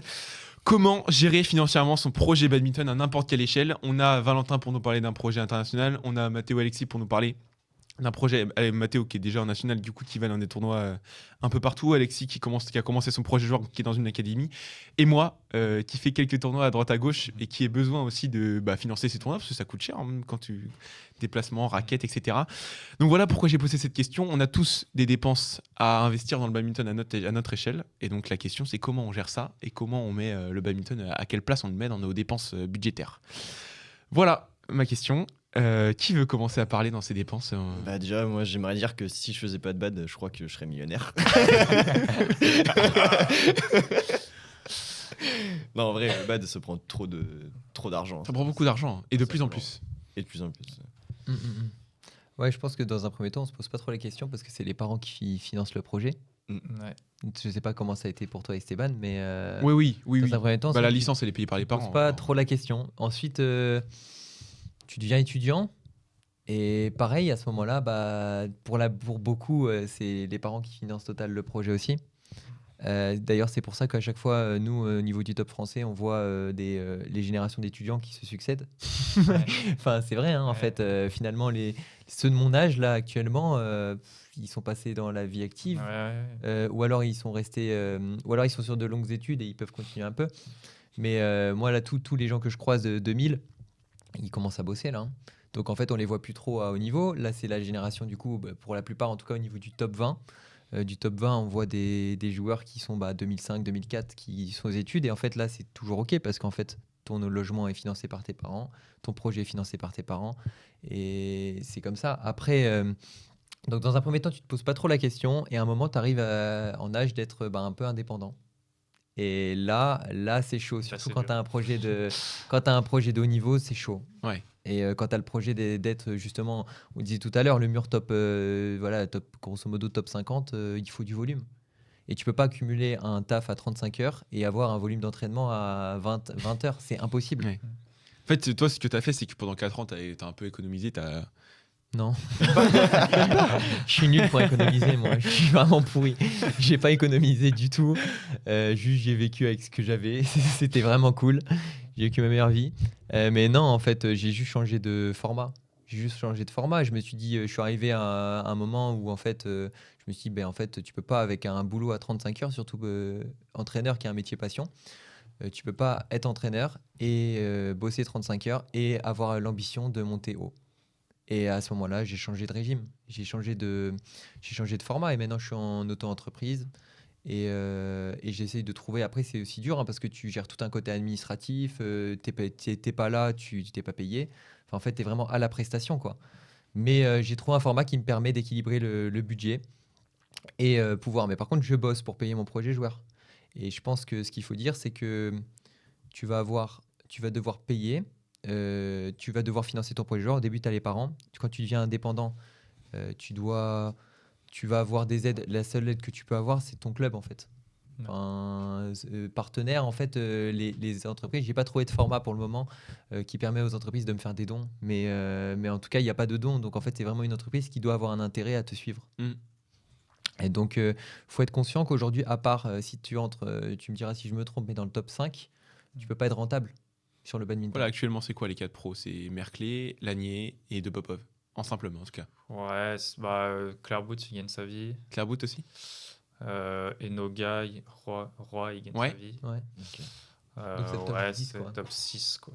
Top 6, ouais. Ouais. Mais avant, c'est impossible Parce d'avoir un que- projet à équilibre. Sans En être fait, externe. le truc, c'est que, par exemple, tu vois, typiquement, moi, là, je crois que tu vois, international, je suis 7, tu vois. Mais genre, si je veux gagner ma vie, je peux, mais il faut que j'arrête les tournois, quoi. Genre, en mode, je fais des interclubs partout et je fais plus de tournois. Je Ouais, fais c'est des ça. interclubs dans différents pays et là, je gagne ma vie. Et là, actuellement, ça, c'est intéressant comme question. Tu fais des interclubs dans combien de pays actuellement? 2. 2, ok. Ouais, c'est Donc ça. français, Et République tchèque. République tchèque. Ça paye un peu ou pas? Ça paye pas trop mal. Ouais, quand j'y Ça fait vais, un peu la gueule. je prends 800 € le week-end. Donc Ok. c'est pas mal. Ok. Mais j'y vais, en vrai, j'y vais genre 4 fois dans l'année, quoi. Enfin, dans la saison. C'est pas énorme. Et après, ça Et- dépend parce qu'il y a, en fait, il y a plein de pays. Et je pense En fait, il y a plein de pays, mais le truc, c'est que du coup, vu que j'ai un projet international, il faut trouver le juste milieu entre, ok, essayer de gagner de l'argent pour te le payer, du coup, faire des interclubs, mais en même temps, tu as des compètes et tu peux pas être en compète tous les week-ends, il faut gérer le repos, la santé mentale, Oui, parce physique. Quoi. Au Donc, final, je peux les pas- 800 € que tu fais en République tchèque, ils partent très très très vite. Hein. Oui, déjà, mais après, là, du coup, moi, pour l'instant, j'ai la chance d'avoir mes parents qui payent toujours mon Ok. appart. Mhm. Les tournois, je les paye grâce à ce que je gagne à Cholet et du coup en République tchèque. Mais ouais, sur mon appart, c'est mes parents encore. Parce que sinon, je pourrais pas. Enfin, ou alors, il faudrait que j'ai un appart où je paye moins cher, où je suis en coloc. Enfin, pour l'instant, là, j'ai un appart solo. Mais du coup, où il faudrait faire vraiment, vraiment gaffe sur tout. Enfin, c'est ce que je fais déjà, mais ouais, ça serait chaud sans les parents, quoi. Ça serait compliqué. Mais en fait, le truc, c'est que voilà, faudrait pouvoir jouer dans plein de pays, mais en soi, je pourrais plus faire de compète. Et puis Ouais, aujourd'hui, pas de sens. à haut niveau, pour avoir un financement d'entreprise, de machin, C'est des compliqué, sponsors, hein. c'est trop compliqué. Faudrait se battre beaucoup, beaucoup pour avoir pas grand-chose, comme on en parlait tout à l'heure. Il y en a quelques joueurs qui le font, mais qui pour pas gagner énormément, quoi. Et... En fait, c'est hyper paradoxal, c'est hyper compliqué. Parce que, en fait, par exemple, là, typiquement, on parle d'Interclub en République tchèque. C'est une journée où tu vas prendre ton avion, une journée où tu joues là-bas, une journée où tu vas revenir. Ouais. Ça prend 3 jours. Donc, ça te prend en théorie 2 jours d'entraînement. Si, pareil, tu travailles, moi je travaille, j'ai réussi à trouver un agencement qui me permet de m'entraîner quand même toute la journée. Et j'entraîne sur plusieurs soirées et je fais aussi des prestations pendant les vacances. Mais si tu veux trouver un format qui te permet de t'entraîner, c'est compliqué parce qu'en fait, si tu travailles pour financer ton projet ou si tu vas faire des interclubs à droite, à gauche et tout ça pour financer ton projet, Ça le ça te dessert prend un du peu. temps, et ça peut desservir ton projet. Ouais, Donc ça prend du temps sur ton c'est projet. vraiment un juste milieu à trouver. Exactement. Parce que moi, tu vois, on m'a proposé, des fois, par exemple, Hugo Clairbout, qui dirige l'académie où je m'entraîne, des fois, il m'a proposé, est-ce que tu veux entraîner ce soir pour faire un peu d'argent, tu vois, parce qu'il fait des prestations dans des clubs autour. Mhm. Et bah, en soi, tu vois, théoriquement, j'en aurais eu un peu besoin de cet argent, mais je lui disais, bah non, parce que moi, je me vois pas, je me suis entraîné 2 fois dans la journée, je me vois pas le soir de 20h à 23 aller faire Enfin, tu vois, ça va pas avec mon projet, tu vois. Donc, en fait, c'est des choix à faire qui, après, moi, comme je dis, j'ai la chance d'avoir les parents quand même derrière toujours, mais c'est des choix à faire qui sont pas faciles, quoi. Enfin, Et moi, pour ça, j'avais un exemple vraiment concret. Elle s'appelait Demi. Voilà, la fille, elle s'appelait Demi. J'étais dans une académie au Danemark. Ça coûtait, l'académie coûtait 1 000 euros par mois. Donc ça coûte 1 000 euros par mois. Tu as le logement. Tu as quand même le logement. Tu as la bouffe le midi. Tu as les entraînements toute la Ok, t'as journée. tout qui est compris. Ouais, C'est ça tout va. qui est compris. T'as Tu le juste logement, pas la ouais. bouffe du C'est soir. logement, ouais, c'est ok. T'as juste pas la bouffe du soir et le côté déplacement en compétition et tout. Ok. Mais la fille s'appelait Demi. Elle était dans l'académie. Elle bossait à mi-temps pour payer son académie, à laquelle elle ne pouvait pas aller parce qu'elle bossait à mi-temps. Tu vois. Donc en fait, concrètement, si tu prends du recul par rapport à la situation, elle bossait pour le coach. Parce qu'en fait, elle elle payait. pouvait pas y aller tout le temps, quoi. Elle y allait quand même en partie. Ouais, mais en fait, j'imagine, ça coûtait pareil pour elle. Ouais. Donc en fait, elle pouvait pas y aller tout le temps. Il y avait plein d'entraînements qu'elle loupait parce qu'elle bossait pour payer l'académie. Ouais, c'est abusé. Mais du coup, elle payait pour un truc auquel elle pouvait pas y aller parce qu'elle bossait. Mm. Et en plus, des fois, ils avaient besoin d'elle en urgence et tout. Il y avait des trucs. Et du coup, en fait, pas stable du tout. Et en fait, tu peux vite rentrer dans ce cercle vicieux-là. Moi, le premier, là, cette année, j'ai des prestations. On me propose des prestations pendant la journée. On me propose des prestations le matin. On propose des prestations sur d'autres journées pendant les vacances. Et j'ai dû refuser, mais je sais pas, 10, 20 prestats. Enfin, je veux dire, régulières toutes les semaines. Des séances indives, des trucs. Parce qu'en fait, sinon, j'ai pas mes journées pour m'entraîner. Mais par contre, si je voulais faire de l'argent, bah ok, pas de problème. Mais par contre, mon projet sportif, adieu quoi. Ouais. Et en fait, faut trouver l'équilibre de manière à ce que ça ne desserve pas le projet sportif. Et c'est la même chose pour les partenaires. Moi, je retrouve ça, enfin, en tout cas, je vois ça beaucoup sur les parabades. En fait, ça prend du temps de trouver des partenaires. Tes partenaires, ça va pas te rapporter. Ça va parfois pas te rapporter beaucoup et parfois, des fois, les gens ils répondent pas. Tu démarches plein de personnes et t'as Bah, disons que c'est un vrai t'as boulot plein de à refus. faire pour pas forcément beaucoup de résultats dans notre sport, quoi. Et pourquoi je parle des parabades? Parce que c'est quelque chose c'est des disciplines qui ont un peu le vent en poupe et ça marche bien aujourd'hui avec ce qui se passe notamment avec Charles, notamment avec Lucas et tout. Et du coup, bah, il y a des aides. Il y a des entreprises qui sont prêtes à suivre et tout ça. Du coup, bah, ceux qui veulent en faire leur métier, bah, ils se disent il faut qu'on démarche ces entreprises et tout ça. Sauf que ça leur prend du temps dans la semaine, du temps qu'ils peuvent pas passer à s'entraîner. Et en fait, tu passes beaucoup de temps à rechercher des partenaires, essayer de rendre ton projet sportif viable. Parce que rendre ton projet sportif viable, c'est-à-dire que grâce aux partenaires, tu dois payer ton loyer, tu dois payer ta bouffe, tu En dois payer plus, tes entraînements, tes compètes. C'est une galère en fait. C'est un peu genre, en plus, quand tu arrives et que tu es assez fort et que du coup tu as déjà assez d'argent, là tu peux te payer quelqu'un qui fait cette Oui. démarche et qui te permet du coup de gagner plus d'argent. Mais en fait, quand tu es en dessous de ça, tu peux pas Tu dois te faire payer, tout seul. donc tu peux pas. Donc fait, t'as t'as pas un trop agent le temps de après. le faire. Oui, voilà. T'as un agent qui prend un pourcentage ou un truc comme ça, Oui, ça et doit être qui comme ça. gère les. Enfin, je sais que Tom et Delphine, ils ont eu. Enfin, c'est pas eux qui font leur page Instagram. Enfin, Tom, c'est pas lui qui fait sa page Instagram. Mhm. Pardon. C'est fait par. Ouais, c'est ça, tu peux prendre des prestataires. Mais avant, en fait, c'est du fait maison, quoi. Enfin, si tu dois faire toi-même, tu dois prendre tes après-midi à chercher des sponsors pour payer tes entraînements auxquels tu peux pas y aller parce que tu cherches des sponsors. Et c'est toujours ça, tu vois. Donc, c'est réussir à trouver un équilibre. Et en fait, c'est hyper paradoxal. Donc, moi, l'avis que j'ai là-dessus, c'est en fait, tu pars d'un équilibre que tu peux avoir. Et ensuite, bah, je sais pas si tu dois bosser. Moi, là, pour moi, ce que je fais, c'est je dois bosser tant d'heures, je dois avoir tant de prestats pour pouvoir financer mon projet. Si je monte en niveau, peut-être que je pourrais avoir des partenaires sans passer trop de temps. Ou alors, je sais pas, je pourrais avoir par exemple un plus grand soutien. Je pourrais avoir un plus grand soutien sans passer beaucoup plus de temps. sans que ça desserve mon projet. Si je peux pas, je reste sur le format que j'ai, puisqu'il est équilibré. Si je peux me libérer, je sais pas, au lieu de faire tant d'heures, j'en enlève 5. Et mon projet est toujours à équilibre parce que j'ai plus de partenaires, ou j'ai plus de soutien.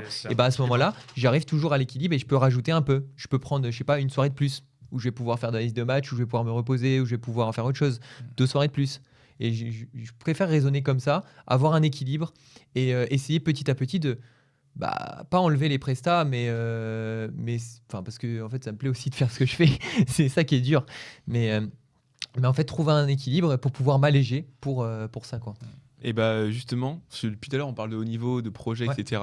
Mais je pense qu'il y a aussi le fait de vouloir être joueur et de vouloir avoir à mon niveau. Typiquement, j'ai pas encore les raquettes que j'ai envie de m'acheter Mhm. Ouais. parce que j'ai pas. Enfin, en gros, à toutes les j'ai perdu des vacances scolaires cette année. T'as un racket bag, je crois. Non, je rigole. Dans les vrais, j'ai pas le droit. Dans les vrais, j'ai pas le droit de le donner. Mais en gros, là actuellement, j'ai les mêmes raquettes depuis 3 ans. C'est des raquettes qui sont souples et je voulais passer sur le semi-rigide plusieurs fois. Sauf qu'à chaque fois, en gros, je bossais. Je devais avoir 4 semaines de vacances dans l'année, plus vacances d'été. Du coup, je bossais exprès pour ça. Sauf qu'au final, j'ai payé les tournois, j'ai payé les stages de bad. Et je me suis dit que c'était plus intéressant de me mettre dans des stages de bad pour avoir du volume d'entraînement que j'avais pas forcément que dans les raquettes. Parce que pour moi, la raquette fait pas tout. Mais en même temps, j'ai envie de te dire, ma raquette, elle est souple, quoi. C'est une raquette souple en tête. Et je me dis qu'il y a peut-être moyen de changer quelque chose. Pareil pour les chaussures. Moi, je les change tous les 2 ans. Au niveau pareil. voilà, et parce que j'ai pas le moyen d'échanger tous les 6 mois. Et je suis sûr que si je le changeais tous les 6 mois, il y aura un changement au niveau du grip, au niveau de comment le pied se fait dans la chaussure, etc. Surtout qu'en plus, je fais des 49. Donc, trouver des pompes, je suis obligé d'être sous Babola. Je peux pas être sous Yonex ni sous aucune autre marque. Je crois que Victor, ils en font des 49. J'irai voir. Mais après, Et à c'est très bien. cette pointure, ça doit coûter plus cher en plus. Heureusement, c'est le même prix. Ce serait terrible. Mais il n'y a pas tous les coloris que je veux. Tu vois, il y a un coloris en 49, c'est tout. Ok. Mais voilà. Et en fait, je pense qu'il y a aussi ce côté où quand on est dans la vie active, quand on est étudiant, machin, il y a le haut niveau, mais il y a aussi le fait qu'on a envie de progresser nous à notre échelle. Et là, actuellement, mon mur financier, c'est mes 2 raquettes. J'en ai 2. Le sac, Tu le peux sac, pas, j'ai tu peux arrangé. pas la casser quand t'es énervé à la fin du Non, non, voilà, la raquette, je peux pas la casser. Le cordage, je suis obligé de prendre du cordage qui casse pas souvent parce que j'ai pas le moyen de changer souvent de cordage. J'aimerais bien passer sur du X-Bolt ou sur du 66, sauf que je me mets en 80 parce que je sais que sinon je vais péter tout le temps. Parce que j'ai vu que 80, ça va déjà. 80, c'est pas mal. Ah. En dessous, c'est 65, quoi. Bah oui. Le BG65. Là, je suis Moi, obligé- pendant les périodes dures, je suis en 65. Et pendant les bonnes périodes, je suis à 80. Ouais, c'est ça. Ouais. Mais le 80, en vrai, ça va, je le tiens bien. Mais tu vois, par rapport au fait, même quand techniquement, t'es en dessous, tu décentres plus souvent. Donc tu casses le cordage plus souvent. Donc tu es obligé d'avoir un cordage qui tient la route. Enfin voilà, c'est tout ça. Et il y a aussi ce côté où je suis obligé de faire les tournois qui sont à côté pour payer que 14 balles. Et comme j'expliquais dans le podcast récemment, avant, au lieu de faire du travail du voiture, machin, je prenais mon abonnement bus, je me levais à 5h du mat et j'allais au Sorinière en bus ou j'allais n'importe où en bus. Maintenant, je le fais en vélo carrément. J'ai un petit vélo. Et des fois, quand c'est pas loin, je le fais en vélo, tu vois. Mais pareil, faut pas laisser en fait la frustration en mode je suis frustré, j'ai pas tout le temps que je veux pour m'entraîner, je peux pas parce que financièrement c'est Bien sûr. compliqué. Il faut que tu te dises je sais pas, là actuellement mon équilibre c'est ça. Je peux peut-être, est-ce que je peux me libérer une soirée? Est-ce que je peux me libérer un midi? Est-ce que je peux négocier un midi? Un truc et juste une séance. Et peut-être que l'équilibre du coup il va bouger un petit peu et ça va être cool. Et du coup peut-être après tu vas encore le faire bouger, tu vas te rajouter encore une séance. Et tu vas te rajouter, je sais pas, tu vas réussir à trouver une source de revenus, je sais pas, en tant qu'arbitre ou quoi que ce soit. Oui. Et hop, tu vas pouvoir rajouter un tournoi. raquette. Et tu vois en fait, et hop, la 3e raquette. Et tu vois, c'est que des trucs comme ça. Et jusqu'à arriver à l'espèce, si vraiment tu veux pousser le truc au bout, c'est réussir à financer ton truc et avoir une optimisation vraiment finale où tu vas pouvoir faire limite que du bad. Enfin, si c'est ce que tu as envie de faire, mais je pense que Non, peut-être c'est même pas ce que tu as envie de le faire. cas. Mais j'ai Donc- quand même envie de pousser, d'avoir un volume qui est conséquent. Et actuellement, en vrai, avec le club, on peut l'avoir. Juste, ce qui me manque, c'est les coéquipiers, les volants. Pareil, les volants, quand tu vas ramener des volants pour le multivolant, tu es obligé d'en avoir. C'est de l'investissement. Alors, est-ce que je les achète sur un site chinois Ou pareil, tu à 13 t'en euros la chopes. boîte? Ou pareil, t'en chopes à chaque fois 2 à chaque fois que tu vas C'est ce que en je fais. compète J'ai sur chaque moi, compète. j'ai des boîtes de stock exprès pour cette année, parce que depuis 2 ans, je stocke. Tu vois, Pour moi, pour ça. quand on veut, on peut. Ouais. Il faut pas se laisser aller à la frustration de je peux pas Bien sûr. tout faire en fait. C'est je vais commencer par un petit truc, un petit truc, un petit truc. Et l'optimisation finale financière, c'est Antoine Bougan. Voilà. Oui, parce que du coup, il vit de ce qu'il fait. Il vit de ce qu'il fait. Et au Exactement. final, le truc, c'est que, tu vois, Mathéo, t'as pas encore parlé toi, de ton équilibre financier. Je vais juste finir sur ce point-là. Actuellement, tout le taf que je fais, c'est pour payer le badminton. toutes les semaines de vacances que je fais, c'est pour payer du bad, c'est pour payer des tournois, pour être sûr que je peux aller à un tournoi, pour me payer de temps en temps une paire de chaussures parce que l'autre elle est morte, pour me payer des boîtes de volant parce que c'est un coût quand même les boîtes de volant. Enfin sérieusement, ça oui. coûte de l'argent les boîtes de volant. Et voilà, tout ça, ça vient avec tout le taf que je fais. Et c'est bien. ça peut être une fierté aussi. Et mon équipe, c'est comme ça, tu vois. C'est Et carrément une- actuellement, j'ai ça et voilà. Et tu peux être carrément fier de toi là-dessus, quoi. Parce que je veux dire, au final, c'est toi qui te finances. Bah, combien de mecs de ton âge se financent? Je sais pas. Mec, au badminton, combien de mecs de son âge financent, je sais pas, leur volant, leur beaucoup. recordage, leur truc? Personne, hein, presque. Ouais, hein. pas beaucoup. Ouais, quand t'es étudiant, c'est dur. Très peu, hein. Ouais. Donc, Le truc, c'est que je fais que ça de ma Je sais que mes études et le bad, quoi. Ouais, C'est pour ça, tu vois. Genre, je sors jamais, enfin, je sors très peu et Ouais. tout. Ouais. Voilà. Bah, moi, Mathéo, pour, moi, j'avais l'impression de me voir en toi, en fait. Dans le sens où mes chaussures, ça fait 1 an et demi que je les ai. La raquette, j'en ai demandé à acheter une 3e là récemment parce que, en fait, déjà, là, en début de saison, ça faisait 2 fois que je me retrouvais sans raquette. Est-ce que ce serait pas un appel à partenaire, tout ça? Donc là, je viens tout juste d'en avoir une 3e. On a de la visibilité. Là. Je joue en BG65. C'est horrible, il est horrible. J'ai essayé le X-Bolt, en fait j'ai cassé au bout de je sais pas, une semaine. Je fais, Oui, bah, ça non, en te fait j'arrête. Hmm. Et ouais. Et par contre, là quand même la différence c'est que moi je travaille. Enfin je travaille, je veux dire en fait je suis salarié donc j'ai un salaire et que du coup pour moi c'est beaucoup de la gestion d'argent en dehors du bad. Hmm. Genre j'essaye de ouais, ici en fait sur les chaussures et tout je fais des compromis, je fais beaucoup de compromis quand même. Mais je pense que c'est beaucoup de gestion financière en dehors du bad pour se réserver un maximum d'argent pour le badminton finalement. Et je pense que c'est ça. Mais c'est là où du coup on a la différence, c'est que toi tout ton argent du coup tu la mets dans le bad parce que tu travailles pendant les vacances, Ouais. etc. Et moi c'est plus faut que j'ai mon salaire, faut que j'arrive à économiser. Ensuite en fait j'ai tout mon quotidien, j'ai le logement, j'ai tout ça. Et donc après combien il me reste pour le bad, et le but c'est d'augmenter au maximum cette partie là. Tu vois, c'est pareil, on parlait de faire un job étudiant, mais si je fais un job étudiant le week-end, je vais quand en tournoi. Bah oui, non, mais J'ai c'est vu ça. des. Enfin, tu vois, par exemple, Thelma, une fille de notre club, elle fait du. Elle bosse le samedi. Du coup, elle est obligée de prévoir ses samedis à l'avance pour les tournois qu'elle veut faire. Sauf que du coup, est-ce qu'on ne rentre pas dans le côté où je rate une journée de taf, enfin un tournoi, faut pas que je le rate. Donc ça met la pression, tu vois. C'est que du compromis. Est-ce que je rate des séances d'entraînement? Est-ce que je me crève le soir à aller dans un bar bosser en tant que bartender pour faire de l'argent, mais derrière, je suis cramé et je peux pas aller à l'entraînement. Il y a plein de. Tu sais, c'est du compromis. On C'est parlait des de choix, Mais faire c'est des ça. choix. typiquement l'équilibre financier en fait. Et c'est marrant parce que c'est vraiment deux balances. C'est la balance travail. La balance travail et temps qui te prend à travailler ou alors chercher des partenaires. Et la balance je m'entraîne et je passe du temps pour mon projet. Et on est chacun à des stades différents en fait là-dedans. Et notre balance, elle est pas juste pas posée au même, elle est pas posée au même endroit. Mais je pense que c'est ça, ouais. Il y a rien d'autre à ajouter. Et je pense que cette conclusion est parfaite. Ouais. On est pile dans les clous. Louise doit partir dans 1 minute pour son entraînement de basket. Écoutez, merci beaucoup d'avoir été avec moi autour de cette table. L'épisode va être long, j'espère qu'il vous a plu. Moi, ça m'a plu, j'étais content d'être là aujourd'hui. N'hésitez pas à nous suivre sur Instagram. Valentin, on peut te retrouver sur les réseaux? Ouais, T'as un compte Insta Valentin Singer 2, je crois, parce que je me suis fait pirater l'ancien, donc c'est un nouveau. C'est le nouveau, nous. C'est le Voilà. 2.0. Il y a un 2. Voilà. Valentin, prochaine échéance de tournoi, c'est quand? Je vais en Écosse jeudi là. Ok, jeudi, donc c'est-à-dire que quand vous l'écouterez, vous pourrez aller voir les résultats de Valentin, parce que du coup, l'épisode, enfin, ton tournoi sera déjà fini. Ouais, Voilà. sûrement. Donc, On verra vous si pourrez voir les l'épisode lui aura servi. comme quand l'année est passée. C'est le mec qui s'est. L'année a Et explosé si juste je- après notre si je suis podcast. sur le World Tour en finale d'un tournoi dans 2 mois, c'est ça. Hein. Là, il y a tous les gens, on va recevoir plein de demandes. Voilà, merci beaucoup d'avoir été avec nous. Merci beaucoup, Louise, à la régie. De rien. Merci. Et on vous dit à la prochaine pour l'épisode 5. Salut tout le monde. Salut. Ciao. Salut.